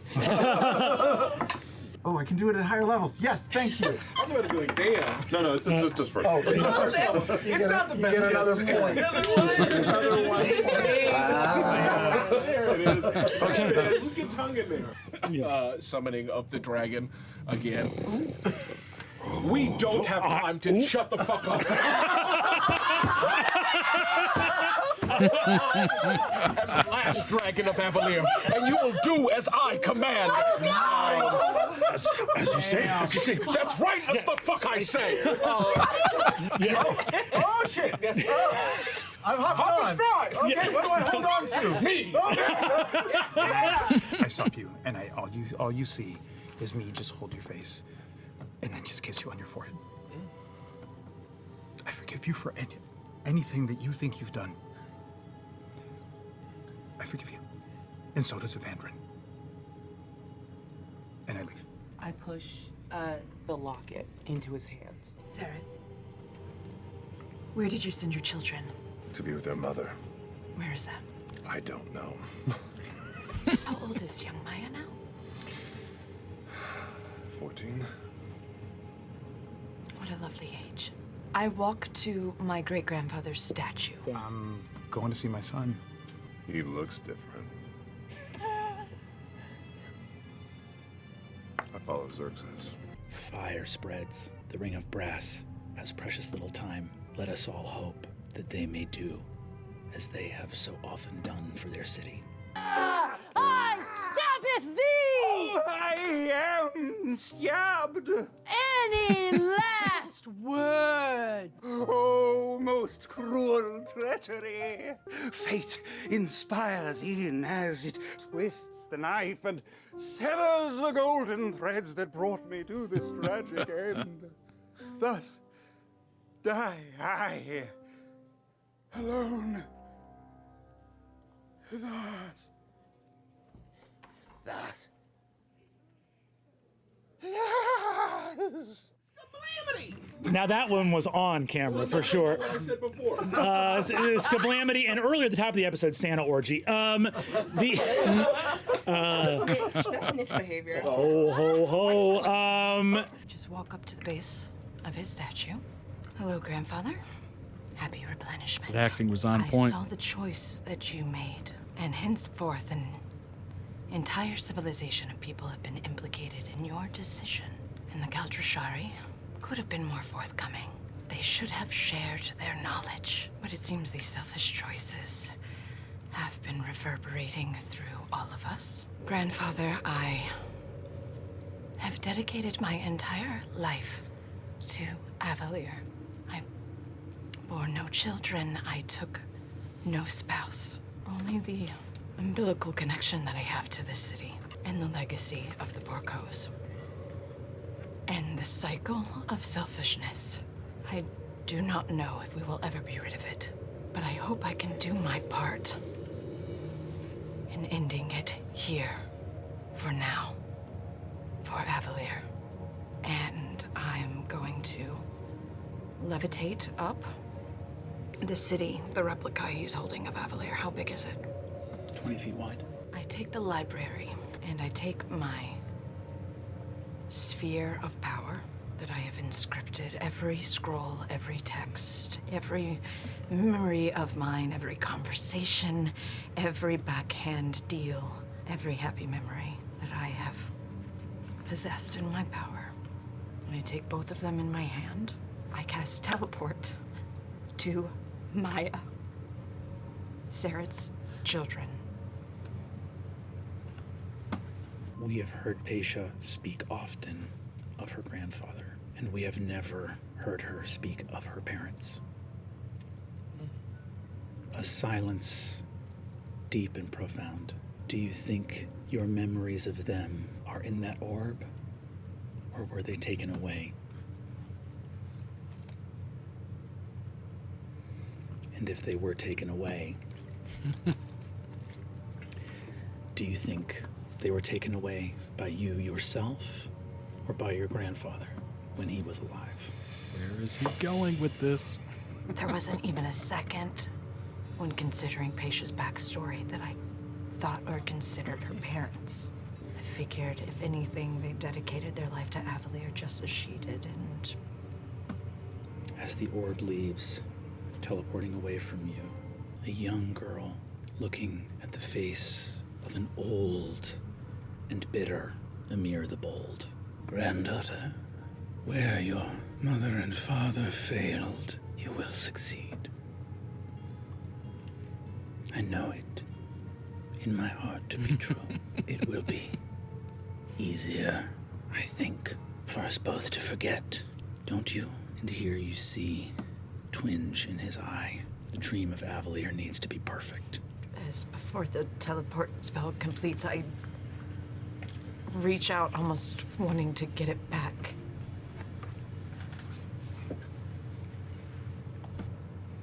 But I think there's nothing else I need to know. Emotional, damn it! How much have you changed? How many memories have you erased? How perfect have you made this dream? And you feel the spell complete. And somewhere in the world, someone is holding the work of your life. It's all on you, smart girl.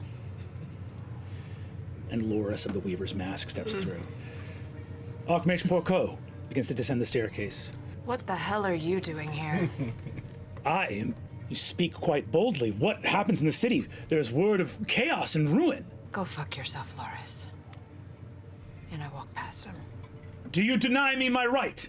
Do you deny me the ability to speak to you and make commands? I am a member of the Ring of Gold. I serve Eldamir the Wise, Archmage of the Septarian. Look around, Loris. Do you really think a title holds any weight in this moment, right now? You've lost your mind. Something is happening.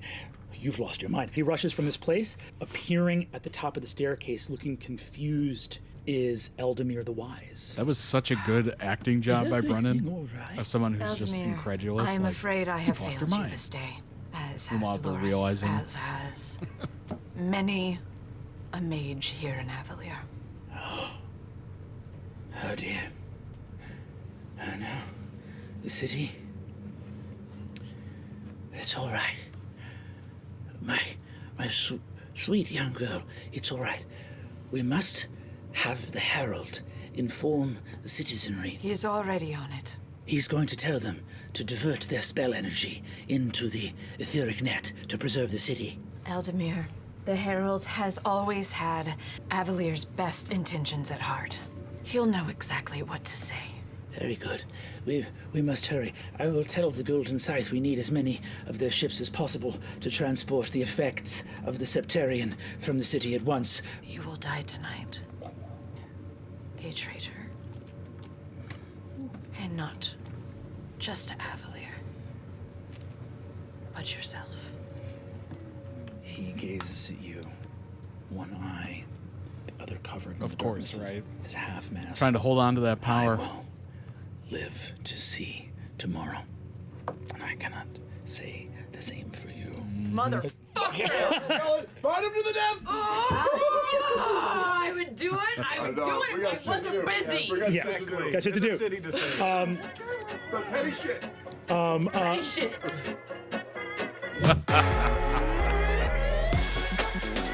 Oh my gosh. To be continued, I suppose. Wow. Wow. That is... Oh my gosh. That is so much. Definitely another part that's great. Let me go ahead and throw some love on that real quick. Wow-wee.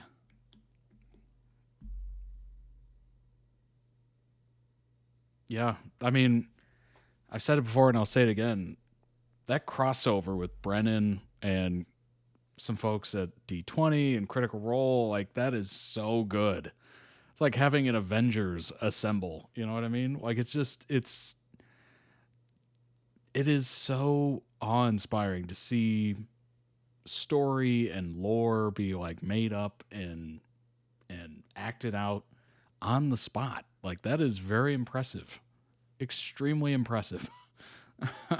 It's like the old day, like, bard that's just, you know, singing songs about their travels or whatever. It's just all very fascinating. All very fascinating.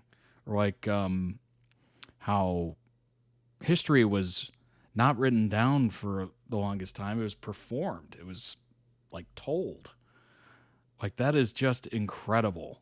The amount of, well, it's even frankly honest. Well, I mean, remembering stuff is difficult, but it might be even harder to like come up with stuff on the spot. Like, that's hard. Like, the fact that rappers look at freestyling as more impressive than writing lyrics because you're on the spot coming up with stuff, you're improvising, right? It's just really impressive. Really impressive. I watched these for the first time with you, so I don't know. I have another part. Dang. That's really cool. That is really cool. Wow. Even if you're not into D&D, which I technically am not, I guess. I've never played it. I've never seen it before this. And before these reactions. You can't help but be like drawn into it. Like, Brennan does such a good job at creating that atmosphere of it's this epic quest, and he acts it out, and the voices and everything, and then obviously everybody else doing their part as well. It is so entrancing, I guess you could say. It is really wild. The edits, I mean, I watched the entirety of Calamity, but it's so fun to see what the creator of the edits does. Yeah, the creator of the edits has been doing an amazing job. Amazing job. Link down below in the YouTube video description for the original. Go throw it some much deserved love. And for those of you watching live, there is the link. Go check out their channel. Obviously, you know, they have other great edits, I'm very sure. Maybe you want to request them. Certainly. Before we jump into any sort of information, I will be right back. I got to step away for a minute or two, but I'll be right. So hang in there and check this out.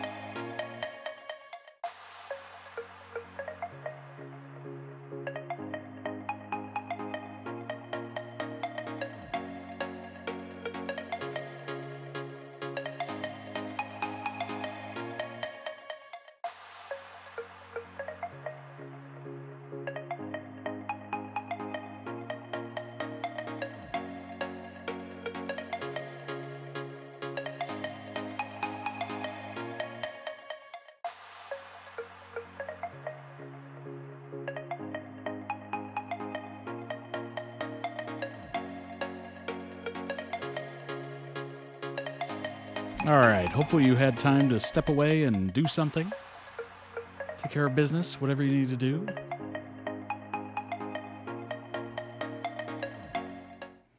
All right, let's go ahead and jump into some information on Exandria Unlimited Calamity Wrap-Up.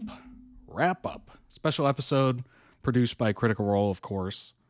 Entire cast of Exandria Unlimited Calamity wraps up and reminisces about the making of the show. This would have been really interesting. Obviously, it aired in 2022, 3 years ago. Good grief. That's wild. Knowing that this was the Calamity, did it change how you normally build your characters? Abrea usually does not fully optimize the technical aspects of her characters. However, knowing that the Ring of Brass would most likely not survive the Calamity, she min-maxed Laren to live as long as possible. Thought this was the last video, so I gave the wrap. That's fine. I can always, you know what? I can always come back to this. We can look at something else. I'm not exactly sure, you know? Maybe the next one's the last one. Maybe the next one's the last one. We can save that and come back to it. Critical Role to start development on their first video game. Wow. In partnership with Ad Hoc Studio.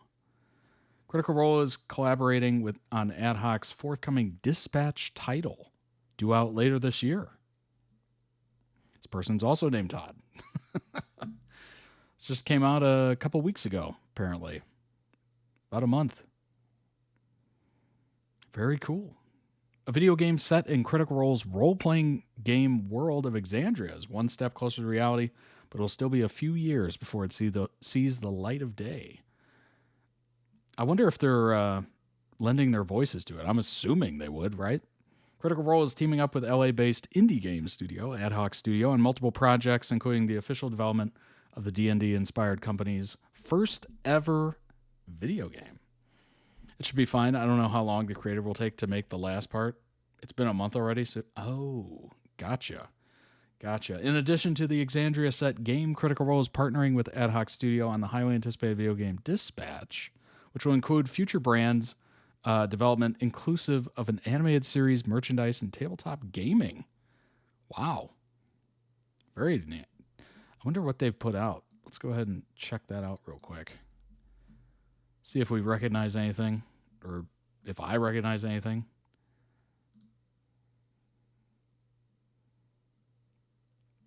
Founded in 2018, industry veterans from Telltale Games. Okay. They did the, They did the Walking Dead series. I definitely remember that. Some people from Ubisoft. Oh, the first game Dispatch is set to be released. Okay. So they're working on their first game. Yeah, The Walking Dead, The Wolf Among Us, Tales from the Borderlands.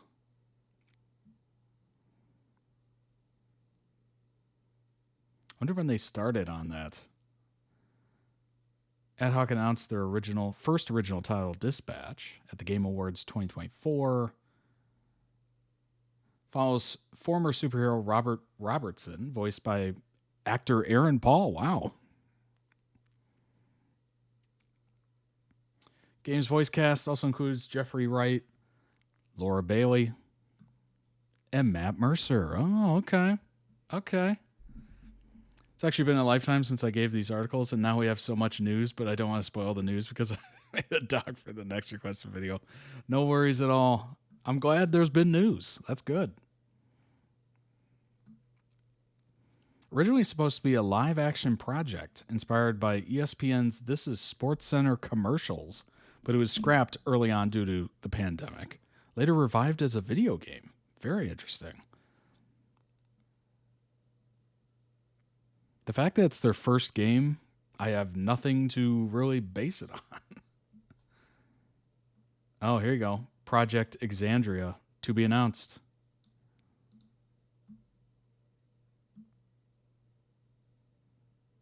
Wow. This is going to be interesting for sure. Do we got anything on this game yet? Player takes the role, voiced by Aaron Paul, former superhero that has to take a job as a dispatcher for misfits turned superheroes after his mecha suit is destroyed in battle. Game is described as a superhero workplace comedy. Oh my gosh. Adventure video game. Players' choices affect the story. Do like that. Via the use of dialogue trees. Okay. All right. Hopefully it actually changes things and, you know.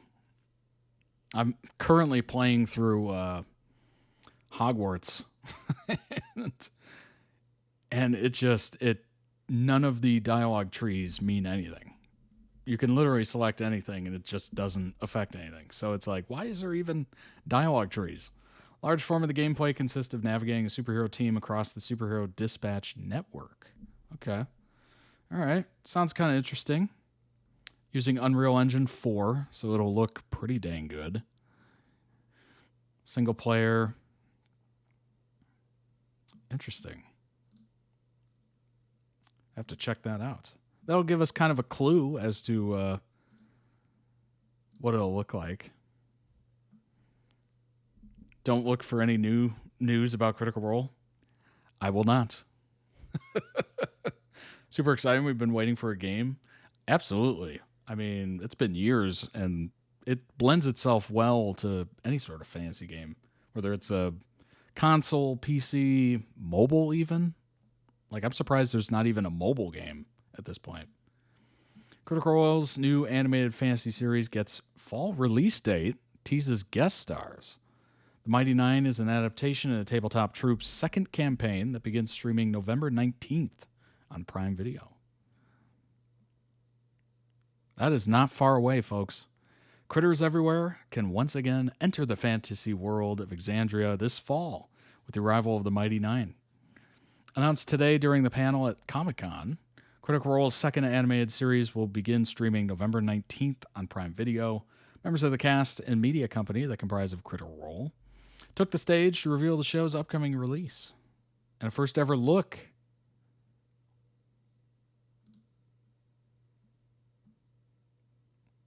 watch Amazon claim this and block it. I'm kind of glad it's not loading at this point. Like, come on now. There's no way it's taking this long. I can literally see what it'll look like.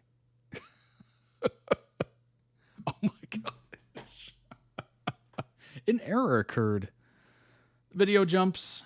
Handful of the show's main characters under interrogation by an unknown authority. Fans recognize the group as human wizard Caleb, half-orc warlock Fjord, human monk Beauregard, half-demon humanoid cleric Jester. Pretty much the whole gang. Matt Mercer appears off-screen as the voice of the interrogating guard.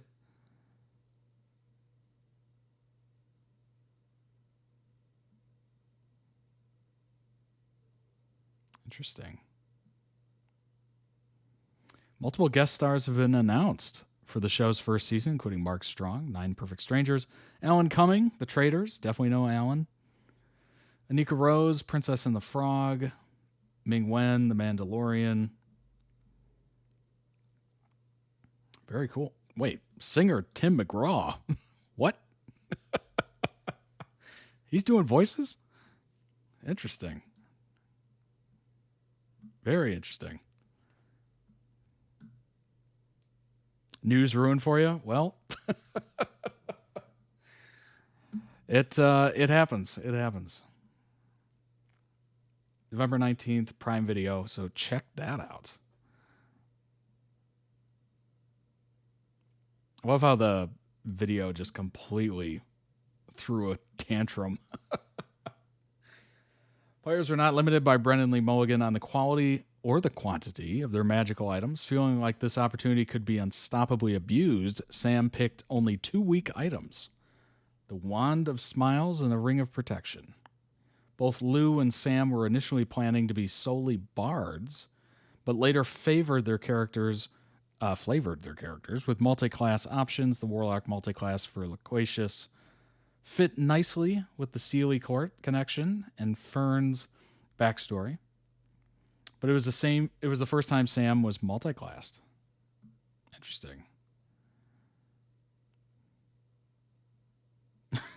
Travis did not make any preparations before the session 0. Once Travis looked around the table and saw all the various powerful magic users, he picked a class to contrast with these powers. Then he asked for a class suited for an investigator who would really be good at finding out details and trying to keep a check on all this magic run amok. Travis frequently starts a backstory with an item. The story of Fjord began with when he bought silver folded greaves, and the forearm greaves inspired Fjord's character. Jack Carr's Winkler hawks was the initial inspiration for Seret. These hawks are a common part of the fighting system in the Philippines, which in turn led to Seret's appearance as a Philippine eagle. Interesting.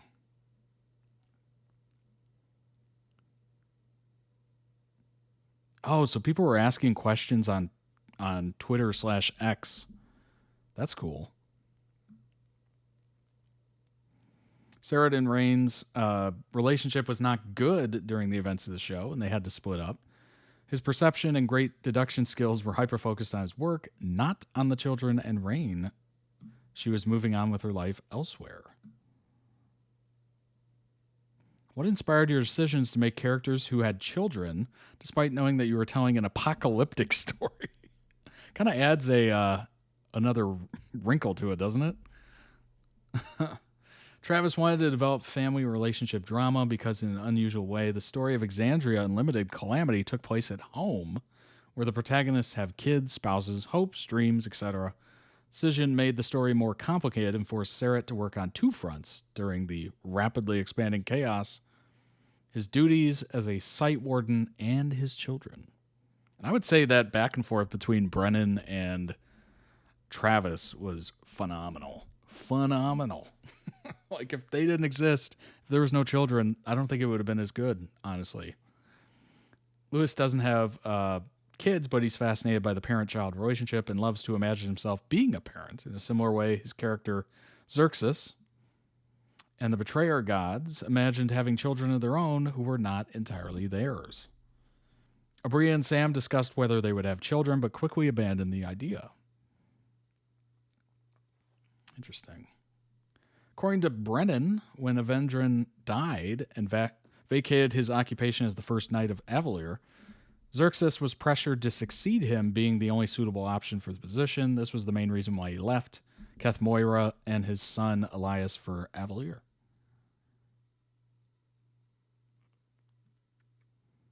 Nidus was a pirate who became the key to Avalier's resources. Does he feel as though his dreams were realized even though the city fell? Nidus's, quote, goal was to make this city great and then show it to the world and prove it every day for the rest of our lives and have everyone come up and kneel before him and say, "Great job, you already made something amazing." However, in the end, he saw this ambition was too much and that there was much to lose in the devastating fall of Avalier as a community of people doing great things.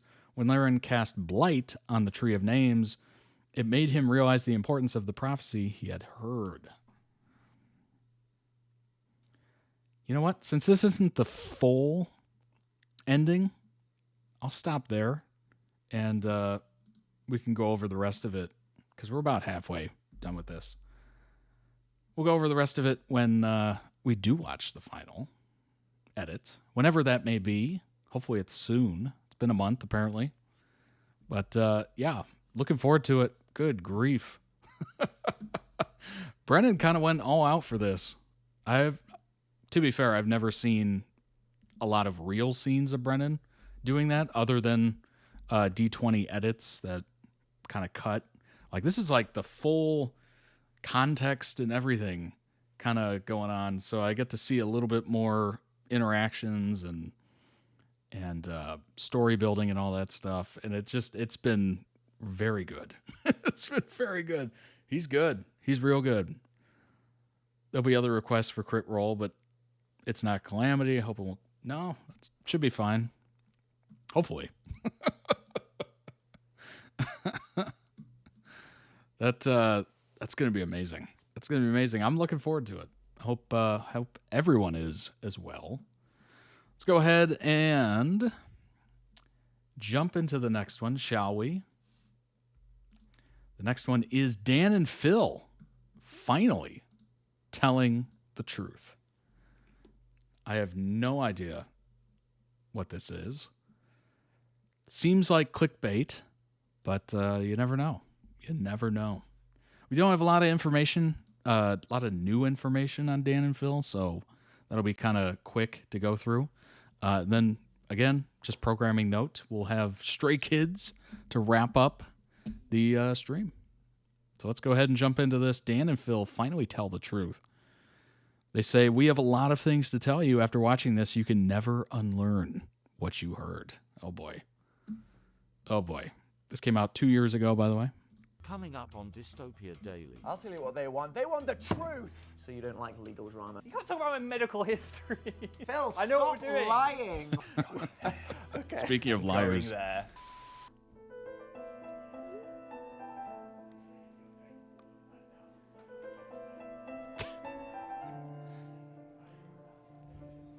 I'm totally blocking the one.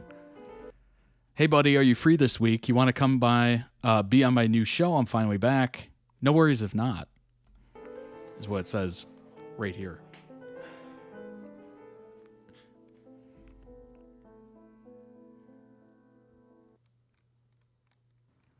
Are we going? Oh my gosh, look at that computer. Hi. Just solid yellow.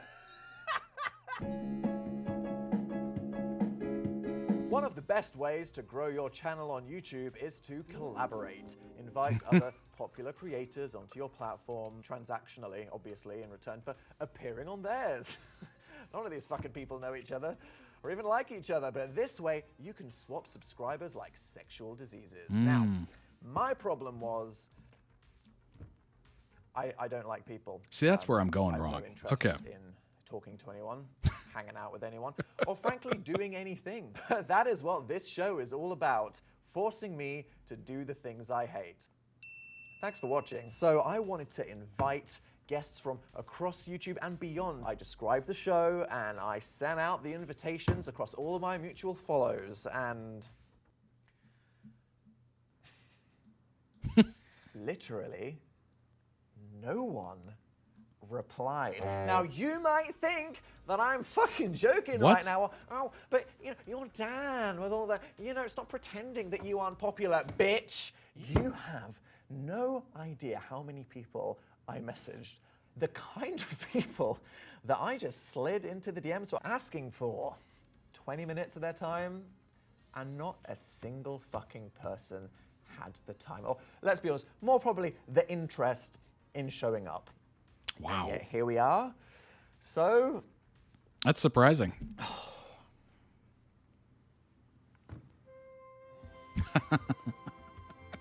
Oh, we're filming. I didn't realise. Just pulled in on my motorbike, as you can see. Is in here. Ooh, hand sanitizer. Cheeky toot. Don't mind T-shirt, no helmet. That's a God.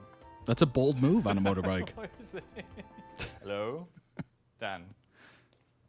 Is he okay? This looks amazing. If that helps. Do you think you're going to have a better guess? Is that what's happening? It looks like the inside of your mind, and I've walked into it. Except there's less fursuits. I can't do this. I've been doing this for so fucking long. Why does nobody respect me? Here I am. Is this going to happen to me if I stay for too long? Hello, police. Who gave you the fucking right, Phil? I've come to be the How guest. dare... I saw your failed attempts at messaging people to be guests. Oh, God. Hey, buddy. Who calls each other buddy? No one's going to want to come out if you call them buddy. I didn't DM anyone saying buddies. You DM people saying buddy. At least I came. When will I be free? Hey, welcome, buddy. Phil. Woo! It's Phil. How are you? His guests good. are his friends and his grandma. Oh, great my fucking gosh. answer. Jesus fucking No one Christ. respect. Oh my That's God. crazy. I just went to a place Oh that my had a Japanese toilet, actually, so I've had a great blast of cold water up my ass, which you Sure. need on this hot day. Do you believe that human ethics are natural or just learned? What? Is that the first question? Failed the first question. Both. I did eat a butterfly when I was a toddler. Would you like a beverage? I would like sweaty. it. I don't know about you. Yes. What is that? I made aubergine water. That looks horrible. Oh my God. Are you gonna serve me? What? Oh, there we go. Ooh. Stop! Oh. Smells quite pungent. So, what do you want to promote? Come check out this great channel called Amazing Phil. You might not have heard of it. I don't really have anything to promote. Oh, come on. People only do these fucking things because they have something to sell. I came because I'm your... No, it's true. Everyone has a goddamn book or a podcast or some fucking tour that they're on. Hi, I'm Dan, and if you're Oh watching my this God. film of a fun night out with me at my Happy New Life comedy show, The we're skip all doing ad that, going all over on the UK, bottom USA, right. Europe, Australia. Yeah, no, don't click, please. DanielHowell.com. Get tickets before they're sold out, please. All right, nothing. So, here we are. Here we are. Dan and Phil. Yeah. Two real human people with full lives. Last off time I camera. checked. That's amazing. We have really done it, Phil. We've done it. We have done it all. We have given Oh. everything, and yet people want more. What could they possibly want? Do you know what people want? What? I'll tell you what they want. They want the truth. For once, Phil, they just want the goddamn truth. Oh no. Are we gay? Did we fuck? What the fuck is the situation now? Do we really live together? Where's Phil's secret wife? Just stop the lies! Right. He did not tell me any of this, by the way. What is your opinion? What? On all that? I don't know. People share too much on the internet, and then everyone wants a little piece of your life, so I like to be aloof and mysterious, you know? And what about me saying that I was fucking straight?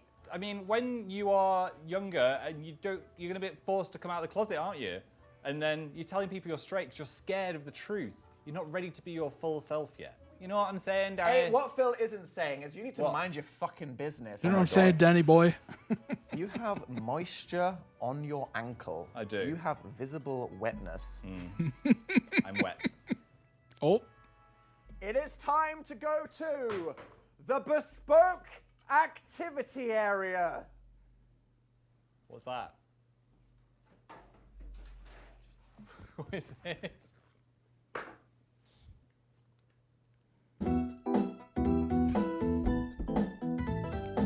The editing is just sublime.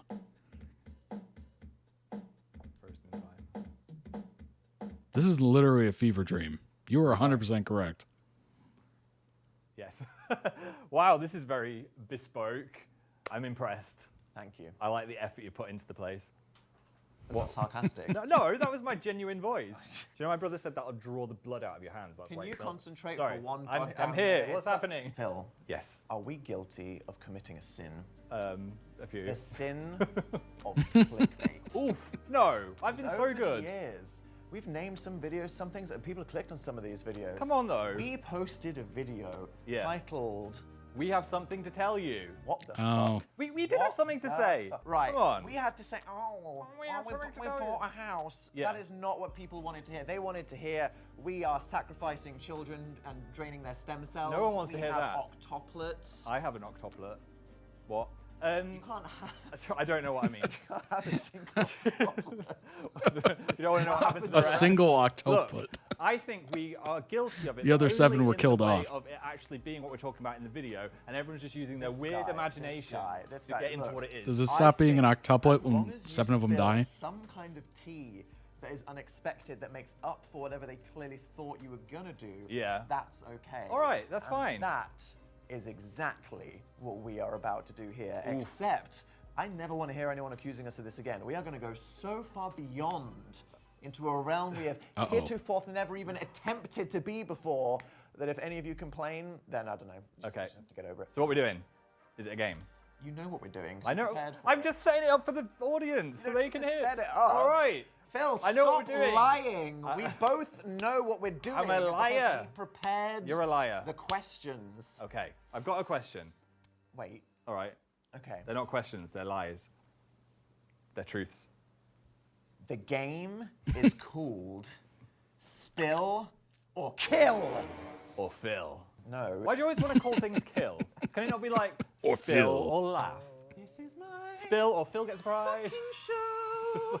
Let me express We need to get on with the game. Come on. I wish that literally anyone else but you were here. I'm going to throw you off that chair. We are going to put something on the table that is a truth we have never dared admit to the internet. Okay. We will know what these things are, Yeah. and we have to decide if we are going to let the other person say it. This could be very, very short. The first person to stop the other person from spilling, Yeah. kill. Kill. I don't know what the plus is just called. I don't, that's the button. It's time for spill, what's it called? Truth or kill? Lies or Phil? It's time for Just spill hijacking his video. or kill. I'm thrilled. Dun, dun, dun, dun, dun, dun, dun. Are you ready? I'm ready. How spicy are the things that you've prepared? I've got some spicy ones. I'm going to start Do off you believe him? Do you believe him? like the Nando's chart. I'm going to start off with like lemon and herb, and then we're going to get to full. What's the thing? I never have that one. Okay, here's one. We almost didn't get a place together because Dan wanted to move out. Hello. Oh, sorry. I need Jesus to say. fucking Christ. I need to say Phil. what the thing is. You have to let me consent. Oh, it's you too late. can't just say the fucking It's thing. too late. I said it. Well, I guess I'm gonna let Phil spill that one. It's Phil. Dan was like, Phil, I feel like we're not productive when we live together because we just want to watch movies and get Mm. takeaways, and we don't have that stress of being in a New York apartment on our own and trying to live life for the first time. I just fucking had it. I thought if I That's kind of a really deep thought there, you know? Obviously, if they're on their own, they have to pay their own thing, rent, whatever, mortgage, something.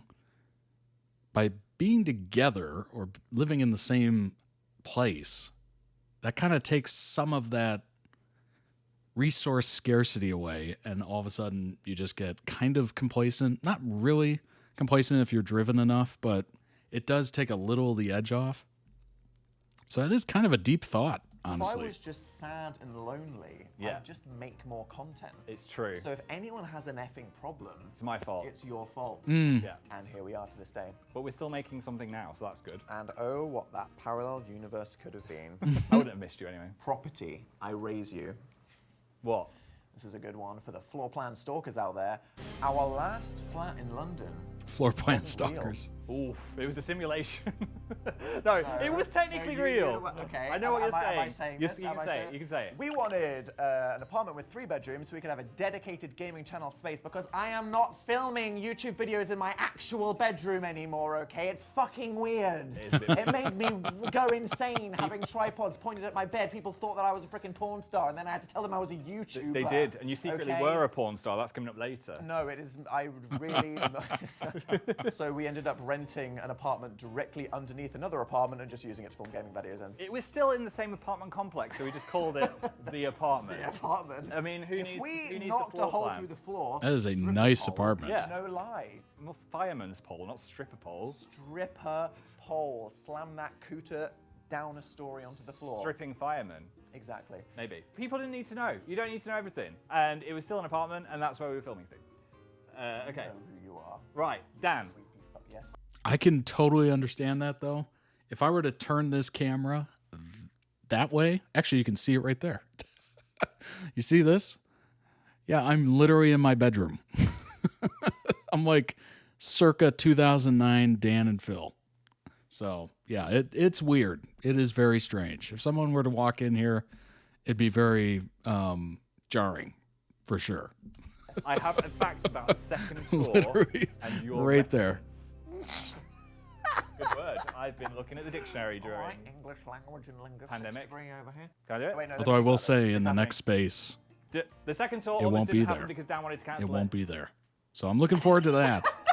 And you're going to explain any Because you freaked out. You always freak out when there's commitment of I any had kind a of time. very healthy no, how dare you? You do. No. You have. No.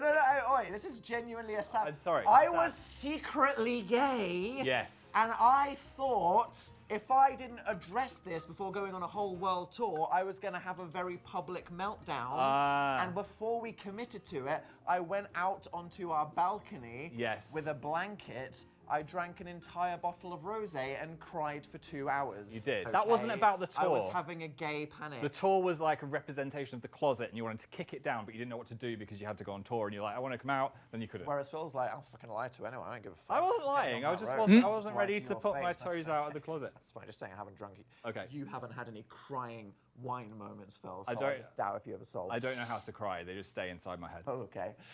One of our very big projects that we did over the years, we didn't want to do. We were forced. No, you to can't. Do it You can't. contractually You can't say. against our will. We've literally signed. What is it? Dan, Either a book or radio? We literally signed a contract.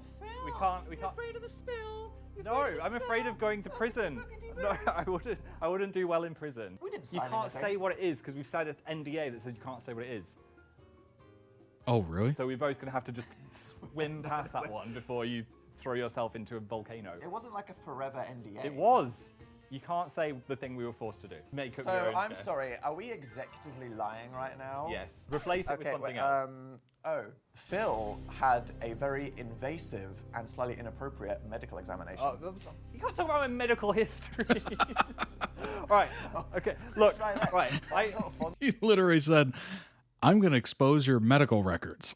Listen. Phil. We're talking Hey, about Phil. fondling a ball. Right. I have. Really? I can say it. There's nothing to do Okay, about it. go on. The doorbell rang. I get quite stressed by sudden social interaction, so I jump up too fast, somehow I twist my testicle. Oh, testicle and torsion. It's That's what bad. it's called. I think I got to go to the hospital and get it chopped off. Feels like I hurt myself downstairs. I didn't say it like that. I think I have to go to the doctor. I'm Right. like, Phil, just sit down for 20 minutes. I don't want to be weird. This is going to be weird. The doctor There's no way to not make this This weird. was the most attractive man I've ever seen. It was like someone from a TV show playing a doctor. McDreamy, McSteamy. If you saw him cast George Clooney from ER. And I came in looking like a rat, holding my balls like I'm in so much pain. And then he had to give it a little fondle. Let me say, it was the least sexy thing ever because I just felt so awkward. Oh, but it was so unsexy that when Phil got home, he told a bunch of people about it. He then Googled the doctor's name and he showed all of us his Facebook. Look. No. Internet you stalked the found doctor. The doctor on Facebook. did. And you made a bunch of people sit there while you went through a slideshow of every icon he has uploaded since 2007. Oh, no. I wasn't being creepy. I just wanted to show people how beautiful he was because I was like, how is this person? I think you just gave the entire audience a free pass for a decade. No, of being creepy I was just, fuckers how there, is this Phil. a real Okay. person? Fine. Dan and Phil Games. Okay. Oh, wow. Going there. Dan and Phil Games what? I wanted to keep going and Dan wanted to stop it. Oi!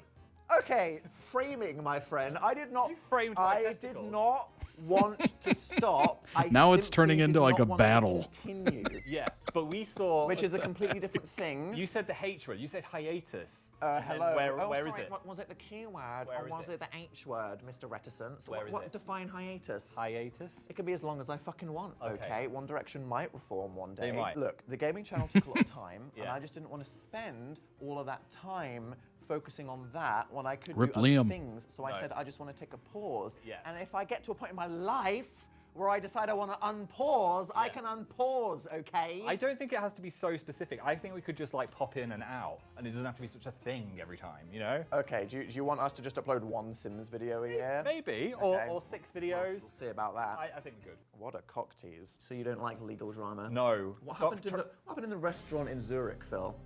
Do you remember that? little What is holiday? with you trying to get people to... You can't. Yeah, it's too so long ago, it's fine. It's not long enough. Yeah, it's fine. It's just it's like a moral... You can talk about it. I'm not saying any names. A brand wanted to sponsor us for a video. Yeah. And it was a weird amount of money. It was a strange And this strange situation. man insisted that we flew to Switzerland just to hang out with him. Yeah. And then he tried to get us to do cocaine in the bathroom. He tried and didn't. Mum, if you're watching, I said no, thank you. I don't want any of that. I'm gonna go. Phil find, went. I'm gonna go find a Give right. me a blank check.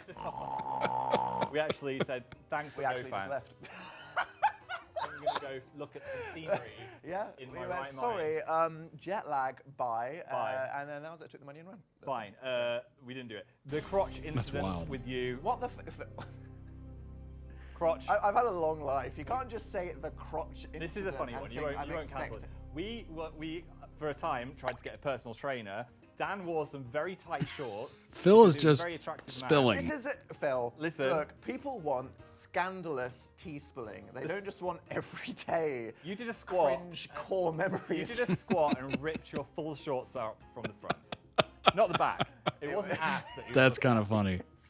The full D No, yeah, but was released. you don't understand. You released the D. This, if you're really, really sweaty and you just pull a squat, No one can see that. then it's like a full seam destruction. It was bad. Hither to thither, those shorts had to go in the bin.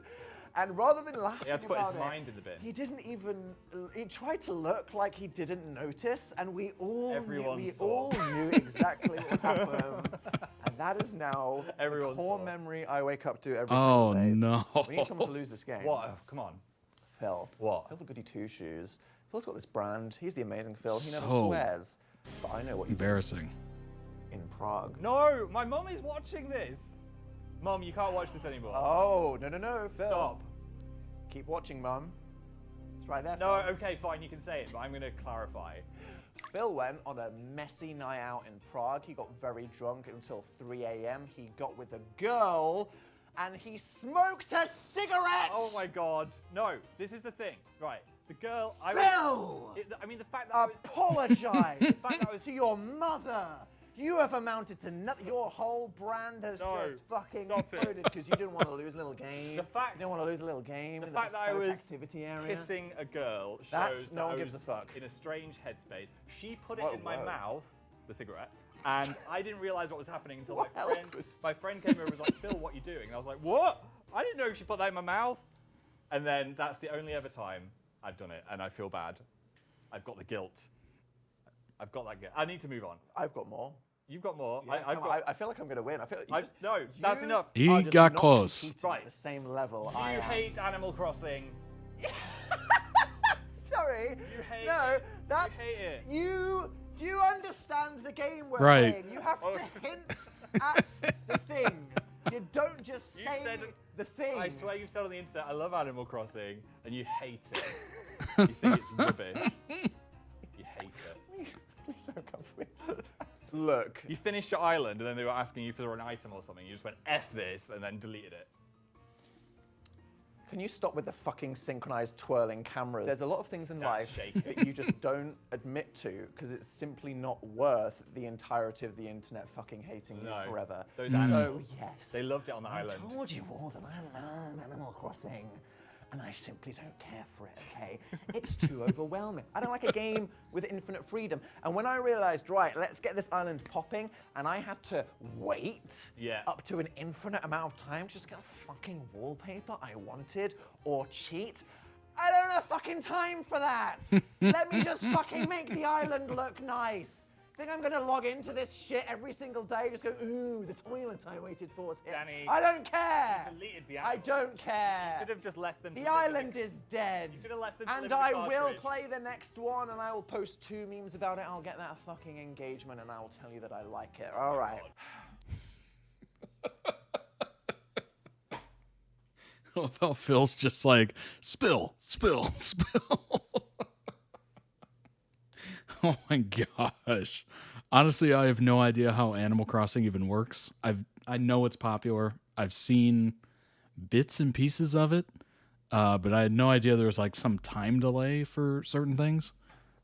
Over the decade, quite a few people have propositioned us for a threesome. I was gonna say that. Mostly straight women. Yeah. And a couple of them were notable celebrities. Oh my gosh. Dan. And No.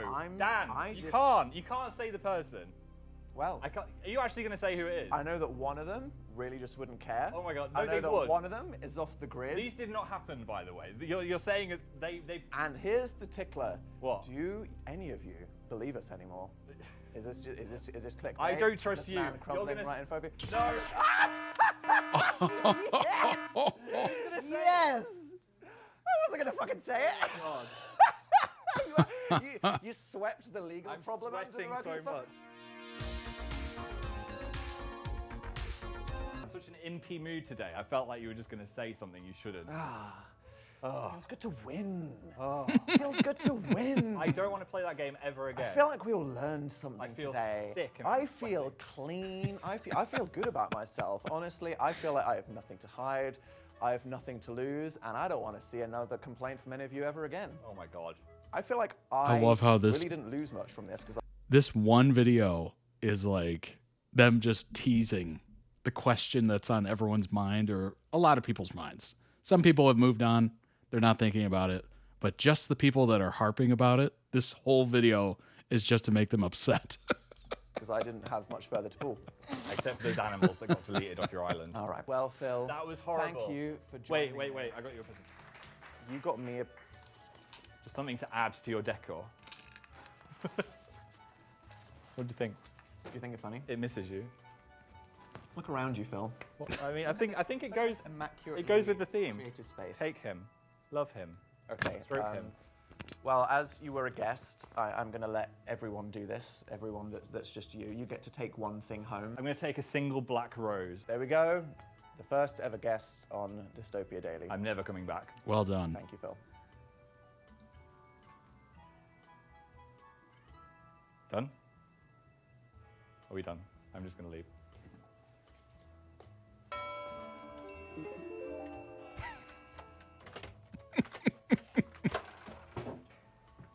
The door is really in there. Yeet!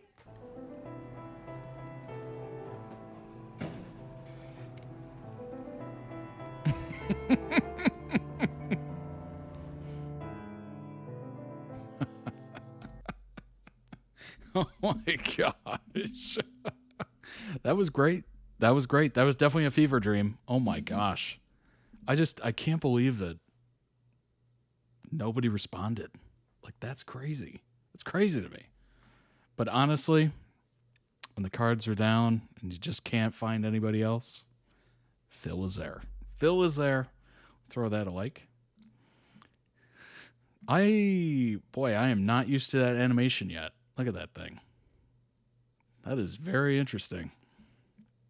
I just want to send my appreciation to the person who requests Dan and Phil every month because it brings my 13-year-old self so much joy. Yeah, it's been really amazing. It's been really amazing to number one, be introduced to Dan and Phil.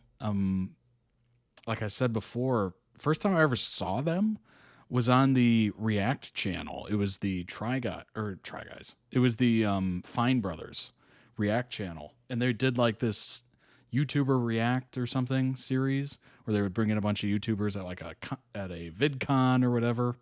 And Dan and Phil were on there. I had no idea who they were. None. I saw them. I had no reaction. I thought they were kind of funny for what they were saying. But other than that, I had no context. None at all. They did a K-pop one, probably, that one. Yeah, I think it was. I just had no idea who they were, and I didn't look into it further. But now, because of this channel and you all, certainly the requesters, the members, I have enjoyed every single video that I've seen of Dan and Phil. They have been amazing. Super funny. It's been awesome. Link down below in the YouTube video description for the original video. Go throw it some much-deserved love. And also, for those of you watching live, there is the link. Let's go ahead and pull up some information. Let's see if I can get those words out. Information on Dan and Phil. It is pretty difficult to find new information on them, unfortunately, but I don't think we've gone over this one. Wholesome influence coming to Auckland. UK YouTube stars sit down with your ex to discuss instant chemistry, the relationship status, and and surviving a homophobic online gaming world. Their last tour was the biggest world tour a duo of YouTubers has ever embarked on. After a content creating hiatus, Dan and Phil returned to YouTube for more heartwarming gay chemistry and gags, plus an even more ambitious world tour that brings them to Auckland this December. When was this written? 24. Late 24. Okay. When you met in 2009, how quickly did you know you wanted to collaborate? And was your chemistry instant? Phil said, we kind of met with the intent to collaborate. Dan said, which was a huge risk. I was literally a stranger from the internet. I could have axe murdered him, or worse, just been a flop person to collab with. Phil said, I think the chemistry was pretty instant, as our first ever video together was the iconic Phil is not on fire cat whisker Q&A. Dan said, your faves could never. Both came out as gay in respective YouTube videos in June 2019. How long you had been planning that for and what inspired it? Dan said, I literally only decided it was finally time to confront it in 2018. I felt like I couldn't function anymore in my life until I dealt with it, as the inauthenticity was holding back every part of me. It took me literally months of writing a script to work through my own feelings regarding that sexuality, and June was my deadline. Phil said, I don't yap as much as Dan, so I didn't take that long, but it was amazing to finally be open about that part of my life with pride, and I instantly felt I could be myself, and we know it meant so much more to people online too. Question, do you feel like your followers have treated you any differently since coming out? Dan said, it hit different. Phil said, it definitely did, but the support was amazing. I'm sure some people it might have been an unexpected plot twist, but if they had a problem with it, oh well, bye. Dan said, we have created an incredibly inclusive community where people of all identities feel welcome, and it makes me shed a single tear from my cold, dead heart, as it's the kind of vibe I wish I had when I was younger. Dan and Phil Games has been one of the most popular YouTube channels with over 3 million subs at its peak, suggesting there was a gap in the market for LGBTQ plus gaming content. Do you feel gamers, quote gamers, are created for now or catered for now? Phil said, sometimes we try to think who the biggest queer YouTubers or more specifically gamers are. And suddenly we realize in the club of biggest ever internet personalities, it's disturbingly uncommon. Dan said we love gaming and reluctantly identify as gamers, but they got to be one of the mustiest demographics of humans, if we're stereotyping, to be able to make content around one of our favorite pastimes and do it with our unhinged, inherently gay humor is honestly an act of defiance we're proud to continue. Yeah, I mean, when you instantly think of a gamer, what is the image that comes to mind? Musty is probably a pretty accurate title. Do you think the gaming community has become less homophobic in the years since you started that channel? Dan says it has. It's not exactly perfect yet, but we have to be honest about how much worse it used to be. Phil said social media lets people find their own communities, so rather than being chucked into a COD, Call of Duty, lobby to fight for your life, people can join queer gaming Discord communities or make friends on Twitter, X, and that's amazing. Oh my God. Those COD lobbies back in the day were insane. Insane. I only did it for 6 months or so, maybe. But yeah, it was brutal. It was brutal. If you said anything, any words came out of your mouth, you were getting jumped on, piled on, just called the most ridiculous stuff you've ever heard of. Like, it was just a way to be as offensive as humanly possible, I guess. The two of you have lived together since 2011. How do you avoid getting on each other's nerves? That's a good question. When you create so much content together as well. Dan said, we avoid getting on each other's nerves? Phil said, we spend way too much time together. It's not normal. Dan said, if we had more friends and liked going outside, we could have some healthier separation. But damn, rip us. You've been creating content together for well over a decade. How do you keep that content fresh? Phil said the gay awakening certainly helped. It was like flipping a brown rug over, seeing a rainbow underneath. Dan said it's a new era of Dan and Phil on YouTube where we're older. Most of us are some kind of gayer, and we don't GAF, give a flip. We're enjoying it a lot, and we can tell our audience it's been an amazing reunion where we're loving it more than ever before. Why am I not able to read right now? What happened? It's like my brain shut off. Why did you want to return to creating YouTube content in 23 after a hiatus? What is happening? Get the words out. Dan, Phil convinced me that everyone was less feral and it would be fun. Phil said, I was like, why not? He can always disappear to get milk again if he hates it. Not the disappearing milk. Oh my gosh. But it turned out people loved it, and here we are. Willa said, I was in the fandom for a long time. I still adore them. They just hold so much nostalgia. It's been amazing seeing them be more free to express what they are and want now. Yeah, absolutely. Definitely confidence for sure. I just recently found out what Gamergate was. Wild, wild times. So blown out. Oh my gosh. That was an era. That was quite the era. The only thing I really remember from that was that gaming journalists and what was it? Gaming journalists and like actual workers in the gaming industry were doing some stuff they probably shouldn't have. Where it kind of led to better than usual reviews, which is not great. You want a little integrity in your journalism, of course. I went through some classes, some journalism classes. I think we had to take one when I was going to university. Journalism 101. And one of the big sticking points was you have got to be, fair. You've got to be objective. You've got to not take any sort of favors or bribes or anything like that. And I don't know. It seemed pretty wild times. And then, of course, people went like wild both directions. It was crazy. It was absolutely crazy what was going on. And that just gripped gaming. Like, everybody was talking about it, listening about it, whatever. And regardless of whatever you thought about it, like, it was just everywhere. Good grief. We said we wouldn't do a tour again that huge. And it's almost the biggest one we've ever done. Thoughts and prayers, please. I'm a fragile boy, said Phil. Dan said it's going to be healing. It's us audaciously stepping into this new era and ripping a bunch of plasters off that will leave people hopefully crying in laughter and occasionally shock gossip. or shocked gasp. Phil said, you know, we're going to bring the theatricality as well.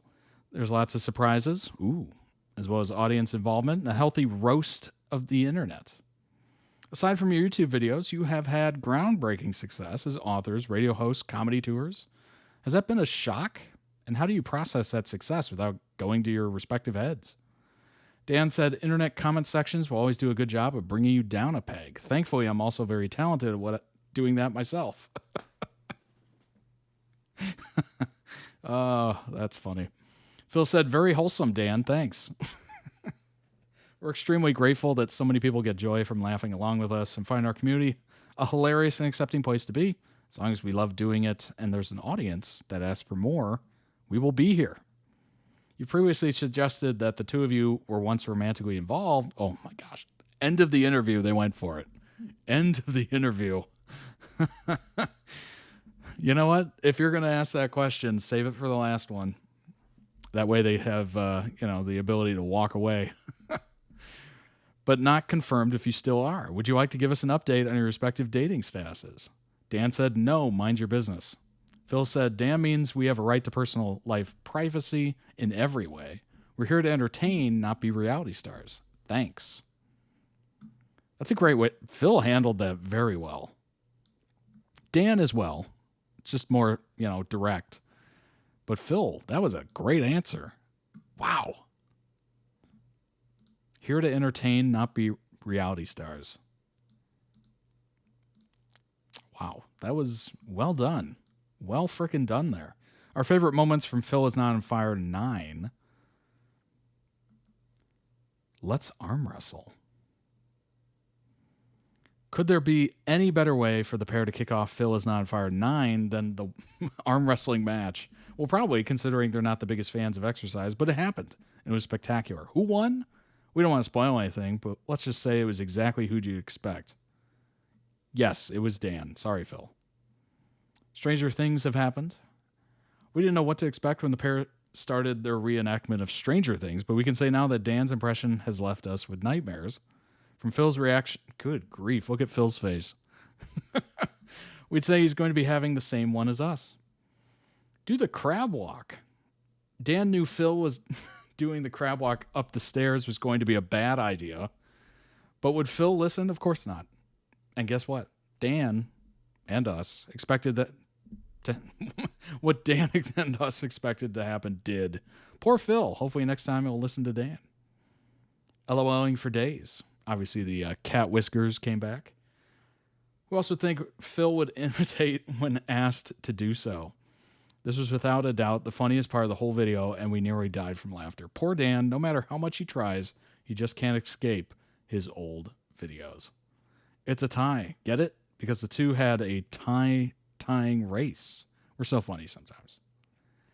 I'm a weirdo. Just look at my hat. You'd best be on the lookout, Cole Sprouse. Oh my God. If we didn't know any better, we'd say Dan is trying to steal your spot on Riverdale. We're scarred for life. One thing we'd never thought we'd hear Dan say was, hey there, seaman.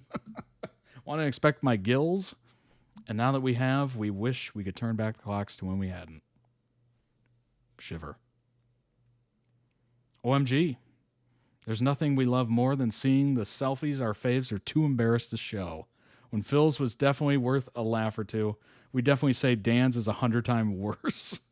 From the slick back hair to the arm cleverly placed over his head, this is a selfie just waiting to be roasted. Yeah, it is. It is. He's trying so hard in this. That's that look that says, yeah, what are you going to say about it? Say cheese. Oh, God. It's just us, or does Dan totally pull off the cheese costume? What are the odds we can get him to wear it more often? Bread fight. The most random part of the video, as well as the most unpredictable, was definitely the pair's bread war. Just when we thought Dan had won the battle, Phil swept in with his bread sword to stab him right in the chest and steal the victory. The Robina chant. Oh my gosh. We can't explain this segment. You have to experience it. Good Lord. I didn't go to their show, but I bought the live stream they did. Oh, nice. Put it on YouTube. It's on YouTube for free now. Nice. Do I have that entire video memorized? Oh my gosh. So there you have it. Our favorite moments from Phil is Not on Fire 9. Truly worth the wait. Already can't wait for Phil is Not on Fire 10. Why does it have to be a year away? So they release it every year, huh? That is amazing. That's cool. I like the tradition. I like that, it's become this tradition that they do. That's awesome. Very cool. Very, very neat. Maybe someone will request it. Maybe. Not anymore? Oh. Dang. That's too bad. They don't do them anymore? Who knows? Maybe one day. One day in the future, they might. They might. When they run out of content ideas or something like that, they'll be like, hey, we haven't done that Phil is Not on Fire thing in a while. Let's go ahead and do that. You never know what life may have. They did react to them, which I think you watch. That's true. That is true. I did watch. It was great. It was kind of interesting because you get to see like the internal monologue that they were having at the time and their thoughts about it and how cringe they were. It's always weird to watch yourself in video, but it's even worse when you're actively being like goofy or silly. Like, oh, it's bad. It's bad. I don't know if you've ever done that, but don't recommend. Don't recommend. All right, let's move on to the final member requested video off toddreacts.com. Today, it is Stray Kids Love Cycle. This video is 5 years old. 5. What? Crazy. All right, let's jump into it. We got a little bit of information afterwards, and then we will get you out of here to enjoy your weekend. Let's do it. 이때 한이 누군가를 데려온다. 섹시.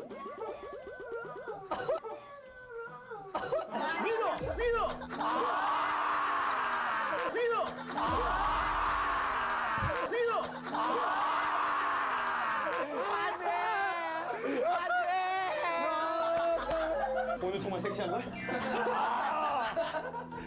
자, 이때 그 둘은 게임 하나 김 묻었다 잘생김 야 맨날 내가 뭐라고 해도 승질 내지도 항상 잘 받아주고 진짜 태어나줘서 고맙다 사랑한다 민우 형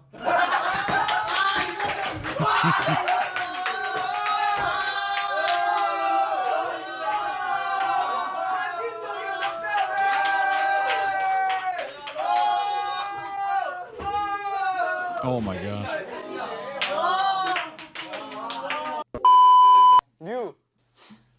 뮤 사실 승미처럼 뮤도 생각이 잘 안 나나?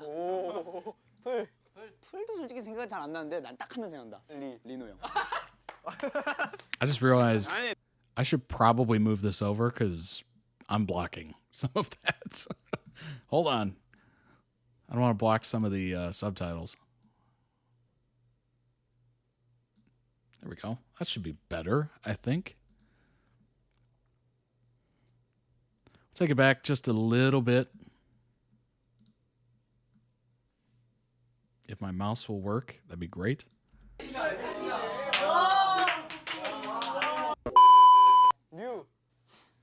뮤 사실 승미처럼 뮤도 생각이 잘 안 나나? We gotta adjust the 안 나는데 난 딱 하면 생각난다. 리노 형. the volume of that beep. 아니 너 왜 항상 마지막에 어떤 예상? 형은 어떨 때 I gotta turn my sound down. 행복해?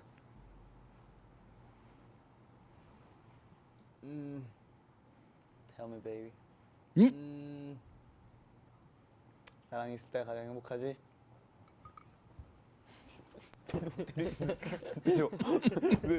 때려 왜? 아니야 눈은 떠야지. 1 더하기 1은 귀요미. 2 더하기 눈을 마주쳐야지. 이리 와봐. What's up, Forios? 정빈아 여기서 쓰러지면 안 돼. 아, 뭐 머리가 이렇게 무거워. 아이, 머리가 얼마나 무거운지 보여줄까? 됐어, 됐어. 아, 됐다고. 빨갛게 보여줄게. 아! 디나, 밥 먹고 바로 자면 안 된다니까? 정도 한번 해줘. 아, 그래? 아, 싫어! 형은 싫어해! That energy drink has me buzzing. I am awake.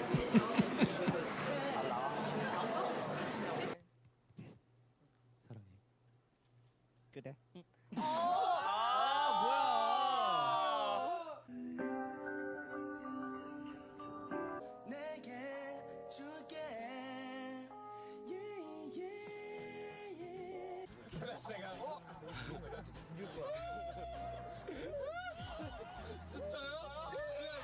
My God, they look so much younger here.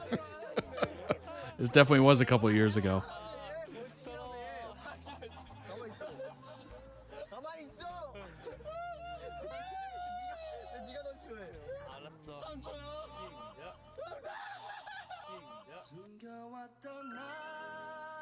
Thinking the same, yeah. Isn't that wild?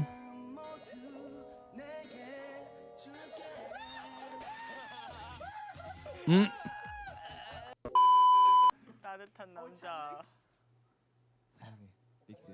알고 있어. 알고 있어. I know. Already know. I know. The specific clip is from like 2017. 현진 사랑해요. 저도 사랑해요. 찬 오빠. 승민아. 승민 사랑해. 우리 오빠 사랑해. 오빠 사랑해. 나도 오빠 사랑해. 짱 오빠 귀여워요. 알러뷰 송과 알러뷰 투 댓글 중 이제 제일 좋아하는 운동. 아,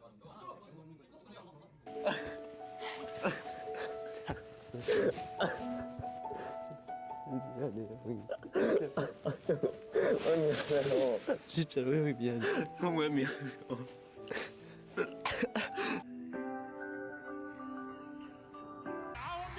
결정됐습니다. 축하합니다. 자, 데뷔부터 새로운 역사를 쓴 스트레이키즈 멤버 여러분, 다시 한번 축하합니다.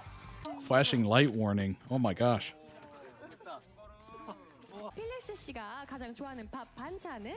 방찬형. 네. 네, 네. 네, 네, 네.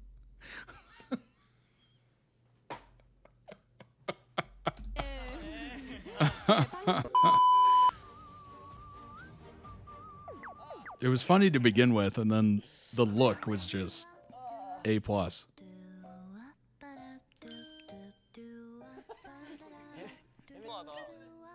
You see the clock? The tail wagging up on the wall? That is hilarious.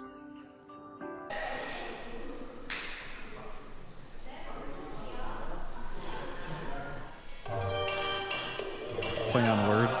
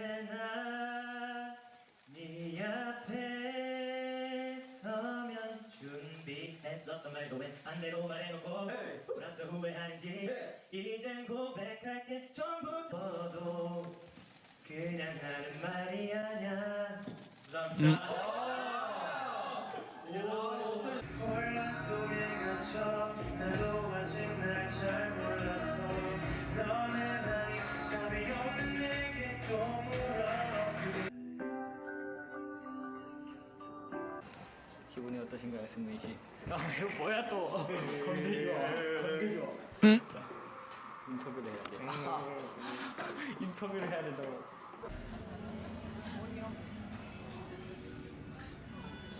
It's amazing how many different microphones I have for singing on stage.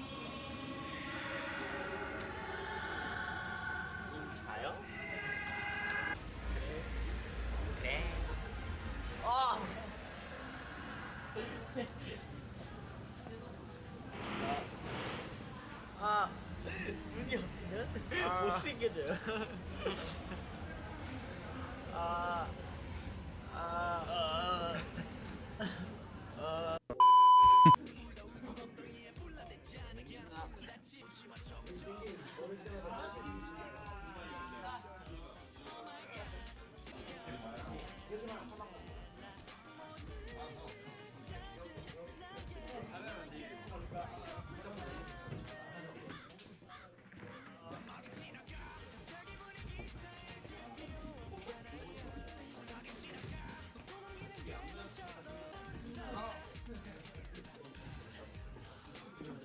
오케이, 승민이 벽치기. 설레게 해야 돼. 현진이 형 가방을 받았습니다. 한국 현진이 형이 Just plastered his face to it. 많이 아쉽다고 목걸이 이렇게 차고 가달라 했거든요. 목걸이를 차고 현진이 형 목걸이를 차고 이렇게 사우디로 향하고 있습니다. 에킹이, 에킹이. 아, 벚꽃 떨어져. 오케이. 잘 가. 형이. 아 귀찮아. 힘들지 마. 형이 옛날 형. 저 탈게요. 현진이랑 같이 타요. Got buffer. That's funny. 현진이는 현진이가 너무 보고 싶었어요. 야 가봐. 너만 하는 거 아니니까. 가서 앉아 있어. Go and sit there. Such an honor to carry this award, and having to carry this award carries so much pride, love, and support from all of our stage. So I'd just like to say one last time, thank you so much for supporting all of these lovely artists, and thank you, Stay. Stay, you make Stay stay.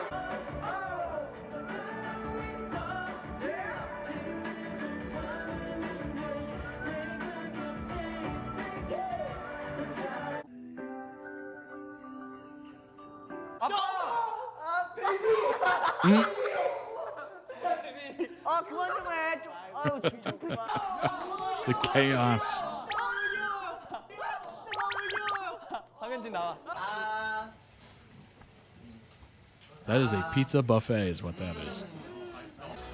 많은 분들께 들려줄 수 있어서 그것만으로도 너무 행복한데 이렇게 스테이가 이런 선물을 해줄 수 있어서 너무 감사드리는 말 꼭 하고 싶었습니다. 정말 앞으로도 K-pop 그리고 음악으로 저희 이야기를 많은 분들께 들려줄 수 있게 최선을 다했습니다. 정말 감사합니다. Stray Kids. Bang Chan is putting out this massive speech. It's amazing he can keep his concentration. That's pretty impressive. That's wild.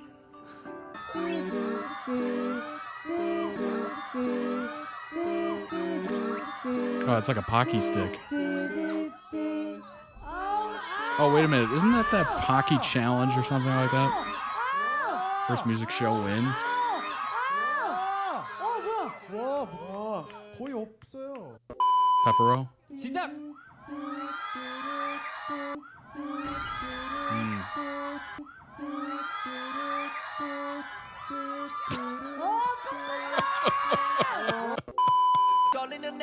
Oh my god.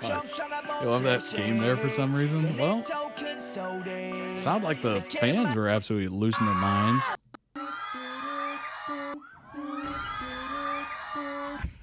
Fans were definitely losing their minds.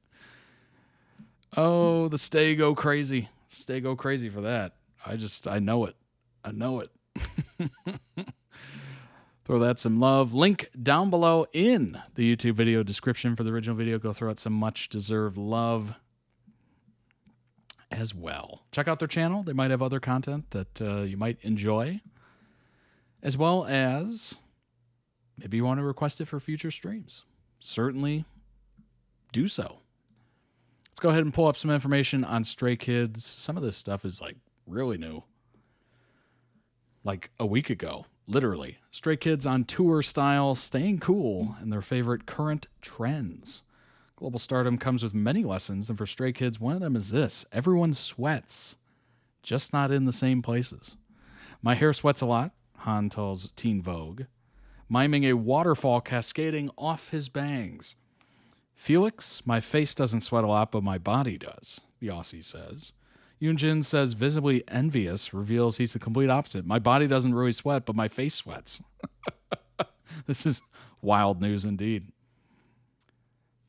Then there's Sungmin, cool as ever. Since I was young, I sweated less compared to my friends. In fact, he adds, I get cold easy. What an interesting way to start an article. Like in Madrid, where Teen Vogue meets them backstage at a 93 degree Fahrenheit, 34 degrees Celsius day in late July. Whew, air is thick. Ooh, dang. Air's thick, it's hot. Ooh, that is brutal. Spotlight's unforgiving, and soon the group will step onto stage in custom black tour looks, drenched in oversized gems, and eventually... oh my gosh, could you imagine trying to perform in that? That'd be crazy. If it's an outdoor gig, oh. Even indoor gigs with air conditioning on and everything, it's still brutal. Actually, this looks like a portable air conditioner. They have like those big hoses attached to them.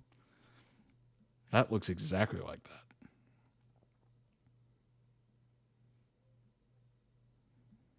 Backstage hack for dealing with brutal temperatures. Towels soaked in coolers of ice water for mid-show relief with a whole lot of hairspray. I spray a lot, Lino says, his dark bangs perfectly parted to show the optimal amount of forehead. Since I sweat a lot, it's the only way to not die and keep my hair in place. On stage, they attempt to beat the heat in another arguably more chaotic way during hype tracks like Domino and La La La La La.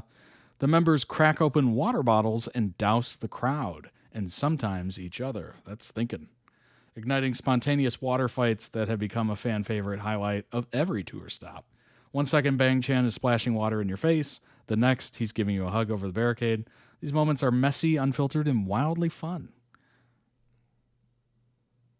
Taking their last 6 albums to #1 on the Billboard 200. Whoa! Group announced their next full-length project, News, Karma, out in late August, just a few days after this interview. Tour marks yet another major milestone for Stray Kids. While they've played stadiums before, this is the first time every stop is in a venue of that size. The scale of this tour is just very different from what we've done before, Bang Chan said. At first, it didn't feel very comfortable. It was all new. But as we kept going, we started beating those nerves. We're still adapting, still growing stronger on stage. It's a long lesson, but it's one we're learning together. Karma came out today? Dang. Good timing. Good timing.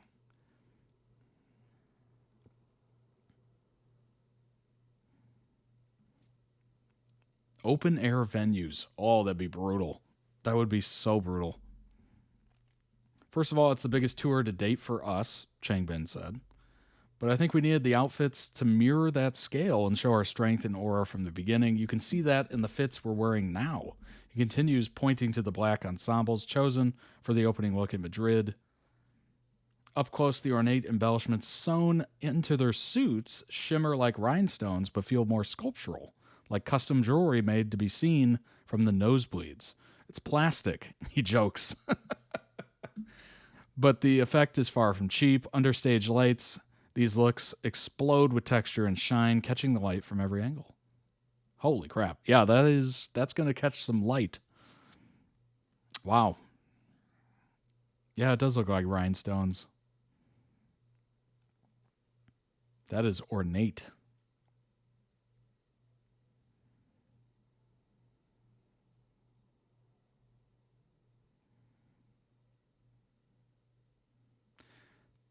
Tailoring is both a unifier and a differentiator. It has to tell a cohesive sartorial story while sculpting each member's silhouette to reflect their individuality. Each member has a different style to express the mood of the performance, noting how wardrobe choices evolve not only with the concept of each song, but also with climate and comfort. On this tour, that means swapping long coats for lighter, breathable fabrics. Yeah, I would say so.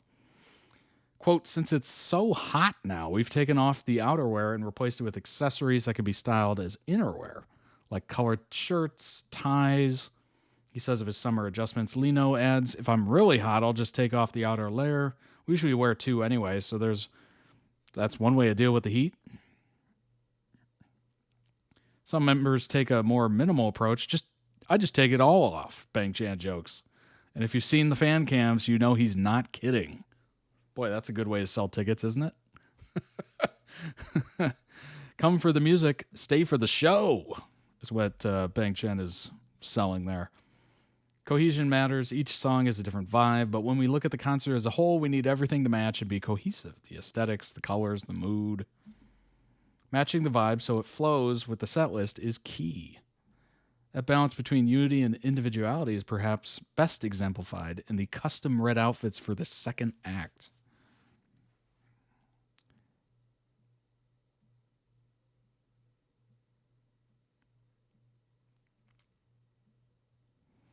Fendi.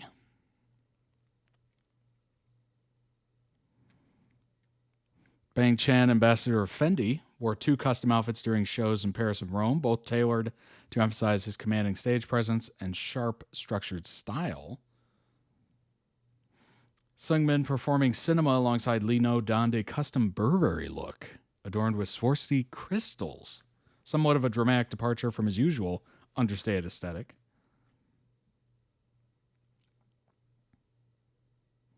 Yoonjin, the face of... I love how they're all, like, different, like, massively expensive brands. Yoonjin, the face of Versace. That's so funny. Lee No, ambassador for Gucci. Like, it's the who's who of high fashion. It is really interesting.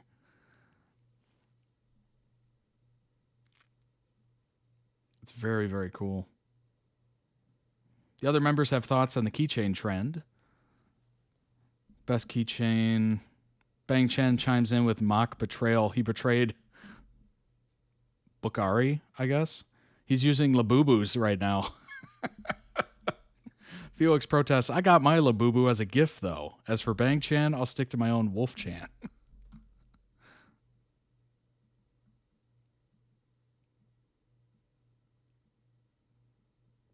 All these backstage photos.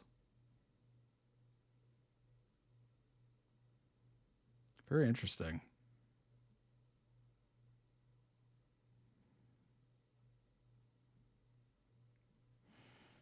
They can't ignore the demand? Yeah.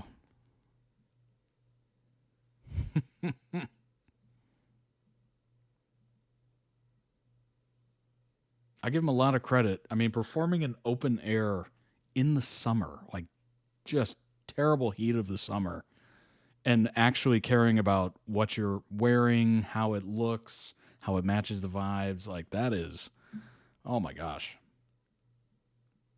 If I was doing an outdoor concert right now, I'd be sitting on a chair with a mister like pointed at my face and like an umbrella shading me. Like it would be ridiculous. One of those portable air conditioners just off to the back with a tube going right towards me. It would look ridiculous.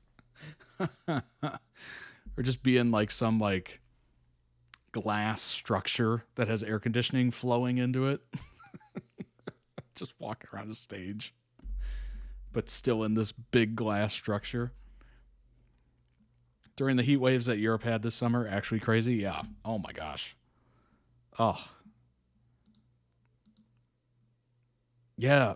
Oh, I remember hearing, I read it on stream. I remember reading about the New York one where people were passing out in the audience. Like it was super hot. And apparently people were getting scalped for water. Like the price of water just increased like crazy at certain vendors. So people were just passing out and they had to cancel the show or end it early. That's terrible. Terrible.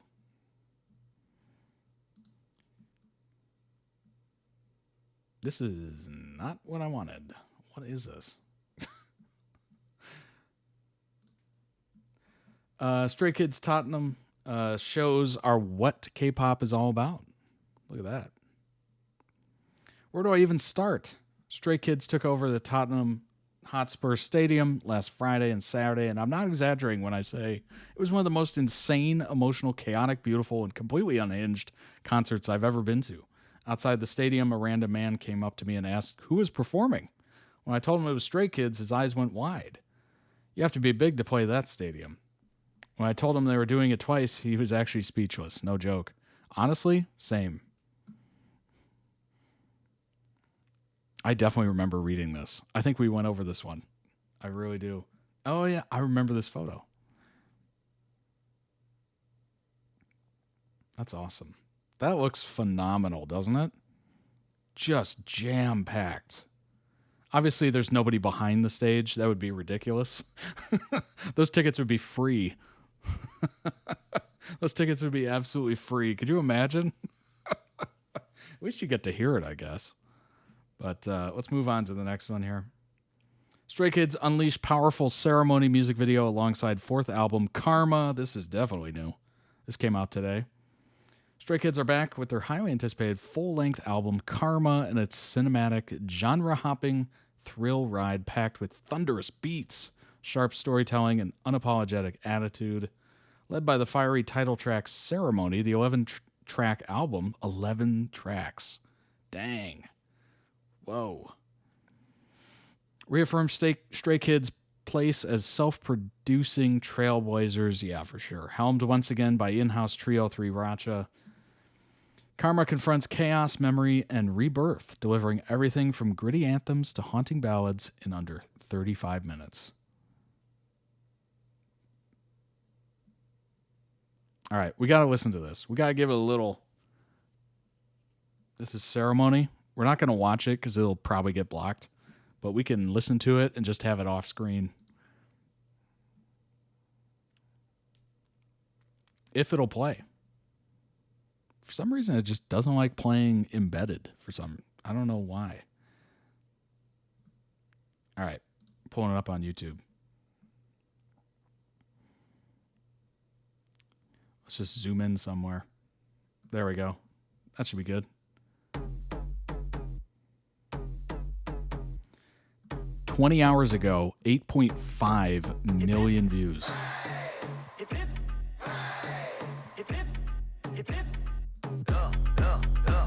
Turn it up a little bit. We're moving forward, we maximum power, and we're gonna dominate popping. 장식까지 being your topic. 경치는 수많은 trophy.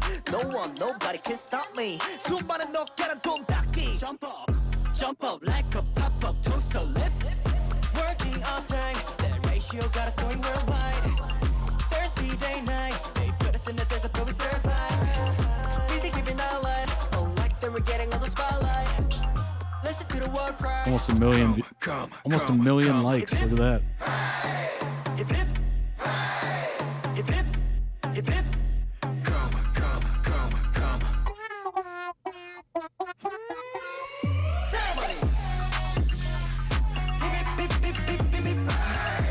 Dang, that is upbeat. I love the beat.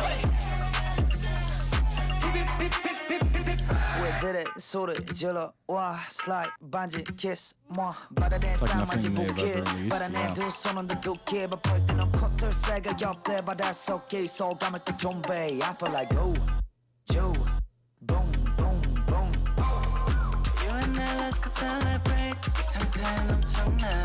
Boy, this is a club banger. I'm listening to this and just thinking, like, this would be crazy in the dance floor.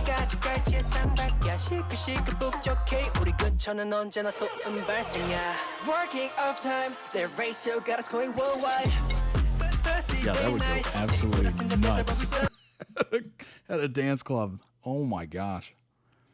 Album wastes no time plunging listeners into a distorted, defiant headspace. From there, it slams into the rallying cry of Ceremony, a track that blends explosive percussion, yeah, that's a good description of it, with an air of triumph. Festival version and English version round out the album's final moments, turning the lead single into a multifaceted anthem. Interesting. A festival version. That's got to be interesting. How does that sound? Other standouts include Phoenix, Resurrection track dripping in hope and cinematic flair, Mess, emotionally raw with pulsating bass lines and dissonant textures, In My Head, introspective and melancholic. This mid-album ballad hits like a late-night confession. You got to change it up a little bit. You can't just, go crazy on everyone. You got to turn it down a little. Turn it down. Heartfelt tribute to their debut date, August 1st. It's tender, nostalgic, and fan-coded to the core. Nice. All right. I feel like, do they have? Oh, yeah, festival version. Let's see what that sounds like.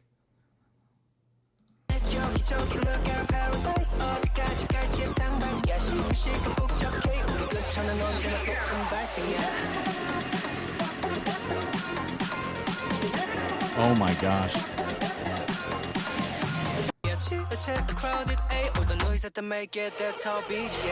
Working off time, the ratio got us going worldwide.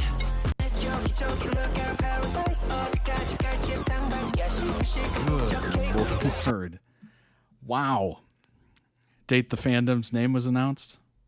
Oh, Song for Stays. Cool. That's very nice.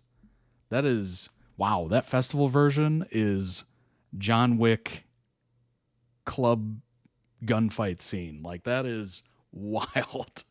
When I said Ceremony was good for a dance club, I meant the festival version is great for a dance club.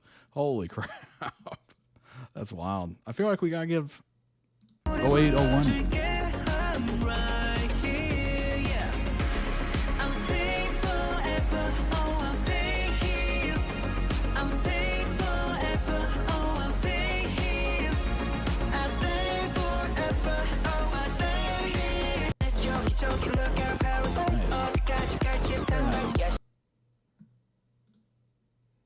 All right, let's see what else we got here. What does it start with, please?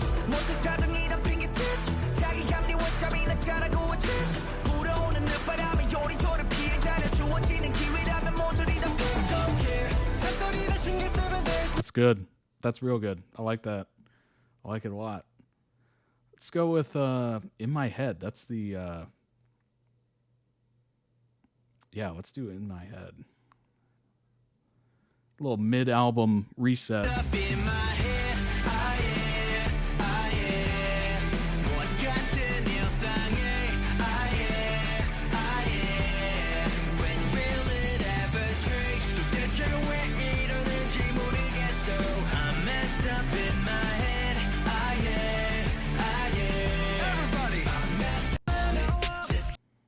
The guitar riffs on that, yeah, 5 Seconds of Summer. I almost thought it was like an ode to like early pop punk with like Green Day and Blink-182, and that was interesting.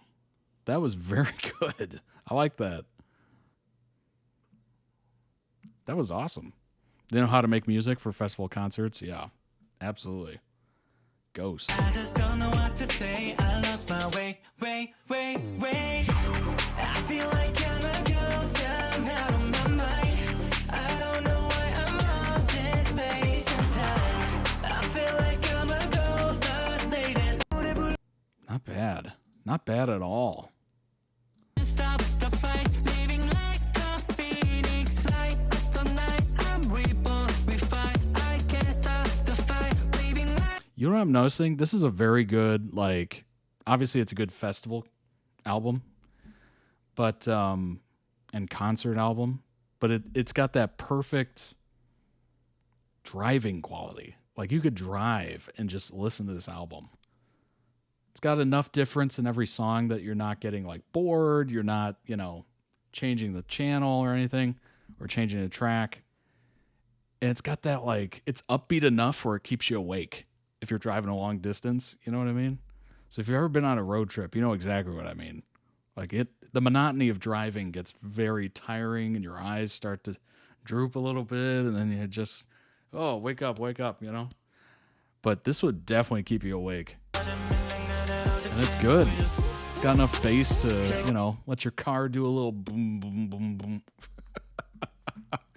It's fun. It's fun. I give life to my words. Yeah, I'm doing what I say. I reach heights from the dirt. Yeah, I'm doing what I say. You know I bite the way I bark. Yeah, I'm doing That song's good. I like that song. Little info, karma, they mean it in the good meaning.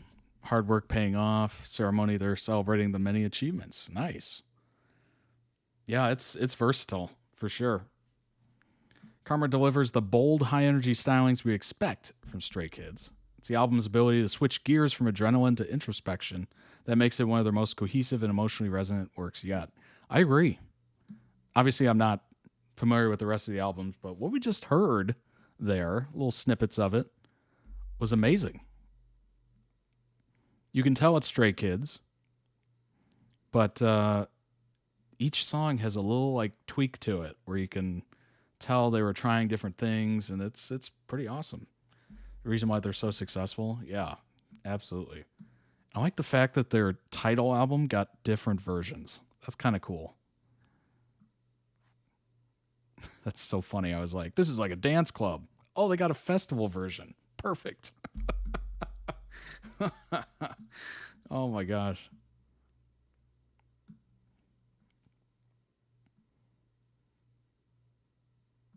I think I read this one too. I'm not exactly sure. I remember seeing that photo, I think.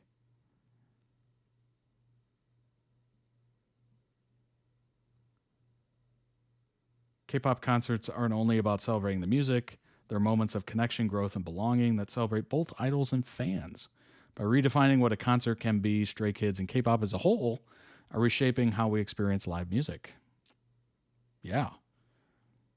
There was a weird time there, and I think it's over at this point, but there was a very strange time there of, what was it, like early, maybe mid 2000s or something like that? Like, everybody was lip syncing. Like, it just seems like every musical act was just phoning it in. And it was so weird. Like, the amount of controversies of lip syncing was just crazy. You're like, wait, everybody's doing this? They're just, I thought when you do a concert, you like sing into a microphone and it's live, but there were so many people just faking it. I guess that era's over, hopefully, thankfully. Like, if you're paying a crazy amount of money to go see somebody, you want to hear them. You want to hear the voice that you're paying the money to see. Like, you don't want to, you know,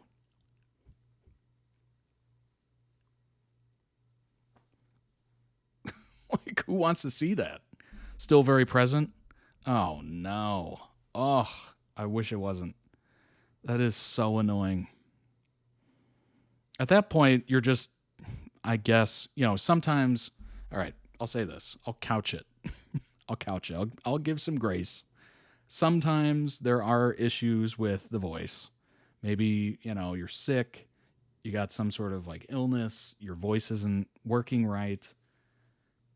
I could understand not wanting to cancel and still giving people a good time.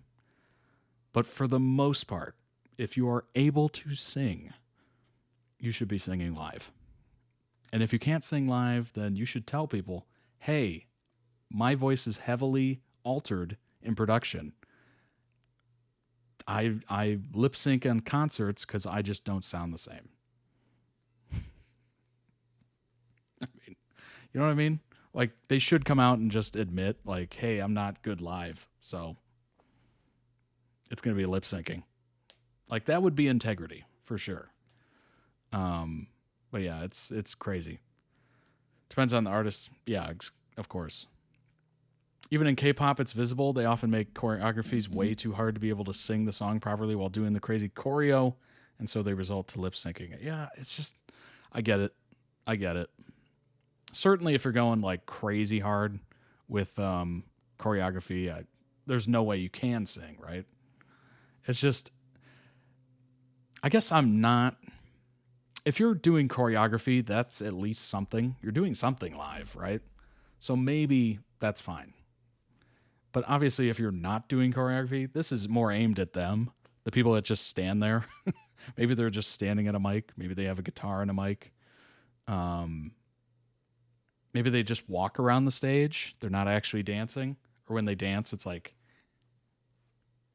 you know, not much. Not much going into it.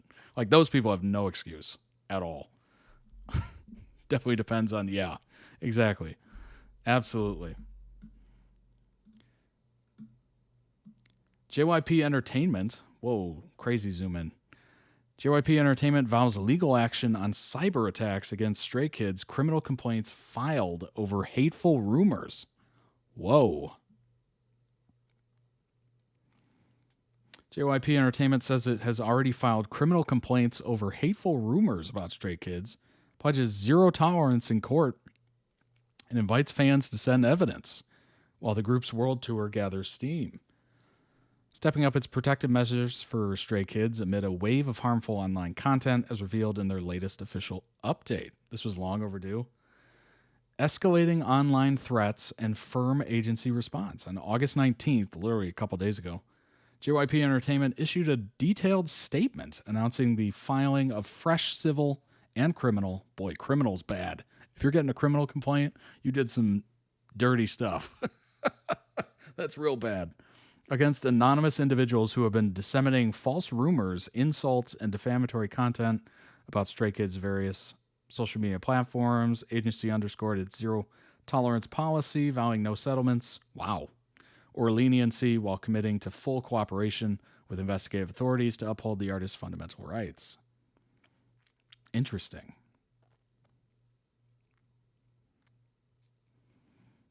Yeah, that's interesting. Obviously, defamatory comments are legal action here in the U.S., but false rumors and insults, I don't think that quite qualifies because we do have the First Amendment here. But yeah, defamatory I think that's illegal everywhere, honestly. This move comes in response to a noticeable uptick in such violations, which JYP attributes to the group's rapid global profile. Yeah, absolutely. The more eyeballs you have on you, the more crazies you're going to have on you as well, unfortunately. Just today, other fandoms started spreading insane false info about the members to distract people from the album. That's crazy. Really? Good grief. Stray Kids, a dynamic 8-member group, K-pop group known for their self-produced tracks, God's Menu, Maniac, etc. All right. We can get past that. We've read this before. Blah, blah, blah. Great numbers, obviously. Over 210,000 seats already secured for the Asian leg of the 25 World Tour. Okay, here we go. Focuses on systemic evidence collection through dedicated internal monitoring teams that scan domestic and international online communities around the clock. Agency is actively pursuing defamation charges. There we go.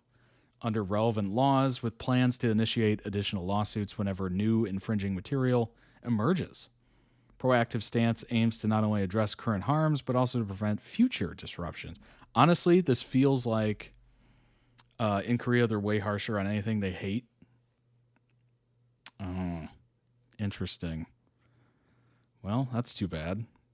I obviously understand being a fan or stay in this case, or, fan of another group, but to purposely defame, spread false rumors, try to attack character, that is, I don't understand it. That sort of toxicity in your soul, eats your soul alive. That is not good for you at all to be, number one, pushing that kind of stuff, but actively being in it. That is not good for you at all.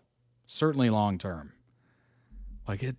To live in hate like that is just an insane concept to me. It's hard to even, people that don't live in that, it's hard to wrap your brain around it. Wait, you wake up every morning thinking about rumors you can spread to try to destroy a K-pop group that you don't like? What?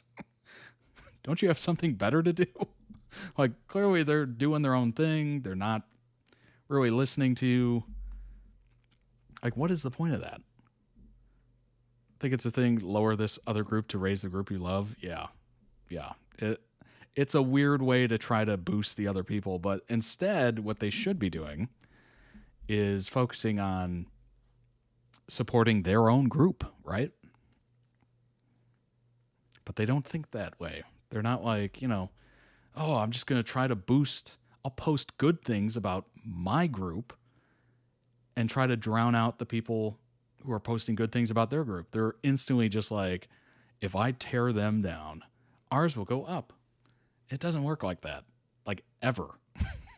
Just because you tear down Stray Kids or try to, doesn't mean your random group is going to like whoo, skyrocket. Like, it's just not a reality.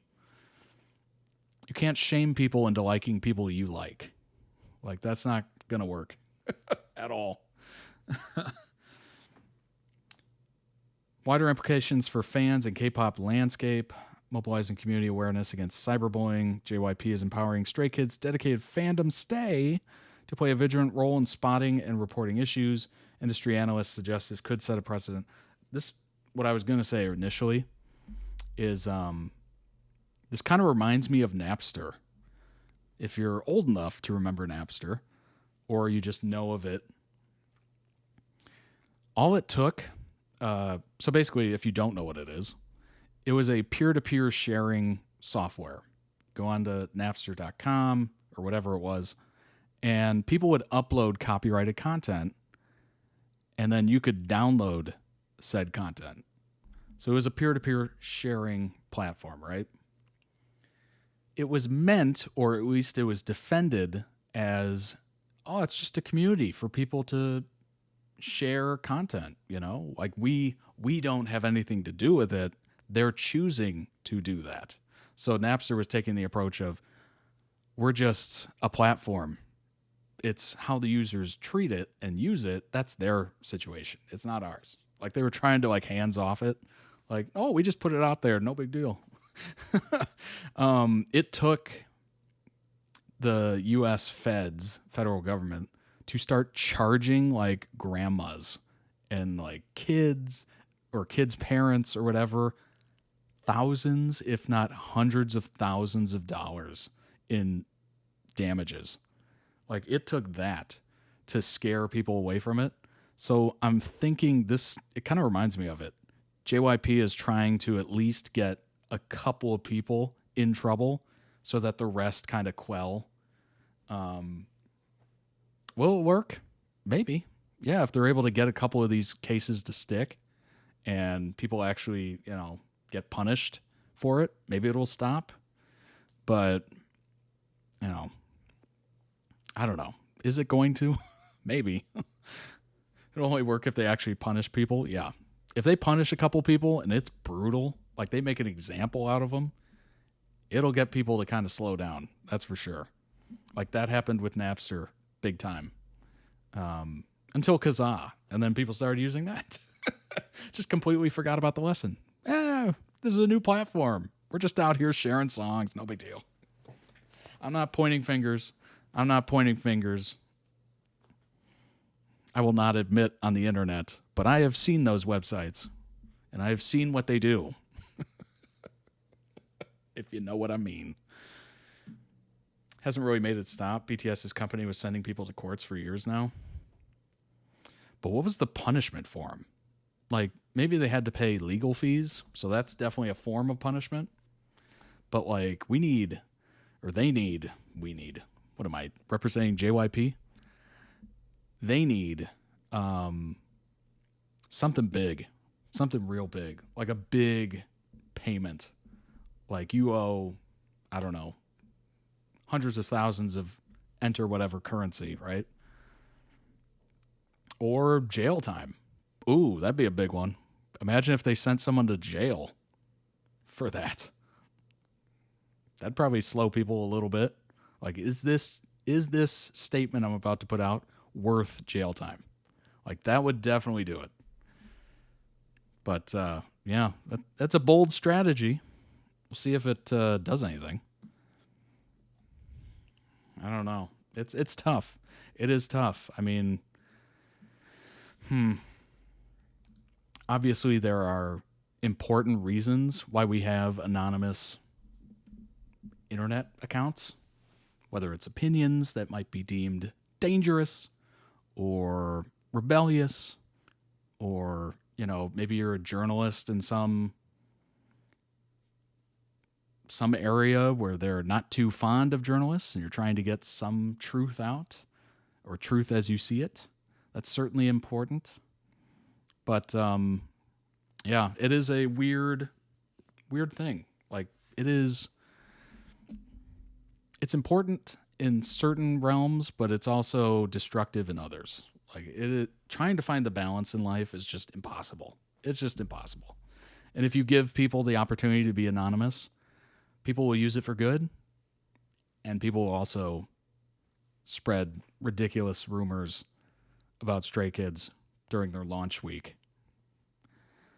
It is what it is, right? It's a double-edged sword. Social media has been a good part of society, and it's also been a terrible part of society. It's just, the yin and the yang, I guess. It is just brutal. There's no way of correcting any of this, really. And JYP obviously has good intentions. They're trying to protect their assets, if you will. That was ridiculous. Trying to protect their assets. But yeah, will it ever fully stop? I don't think so. I really don't. As long as people are given the option, they'll take it. For sure. Focus on the gold. Indeed. Best way to drown out negativity. Uplift positivity. That's it. That's the only way. That is the only way. So, let that be a lesson to you. And with a moral... Oh, gosh. Well, I hope you enjoyed it as much as I did. I certainly did. Thank you so much to all the members of ToddReacts.com that requested those. You're appreciated. Those of you watching live, I appreciate you as well. Thanks for sticking in. And for those of you watching on YouTube, shout out to the YouTube gang. Hello. And also, thanks for watching.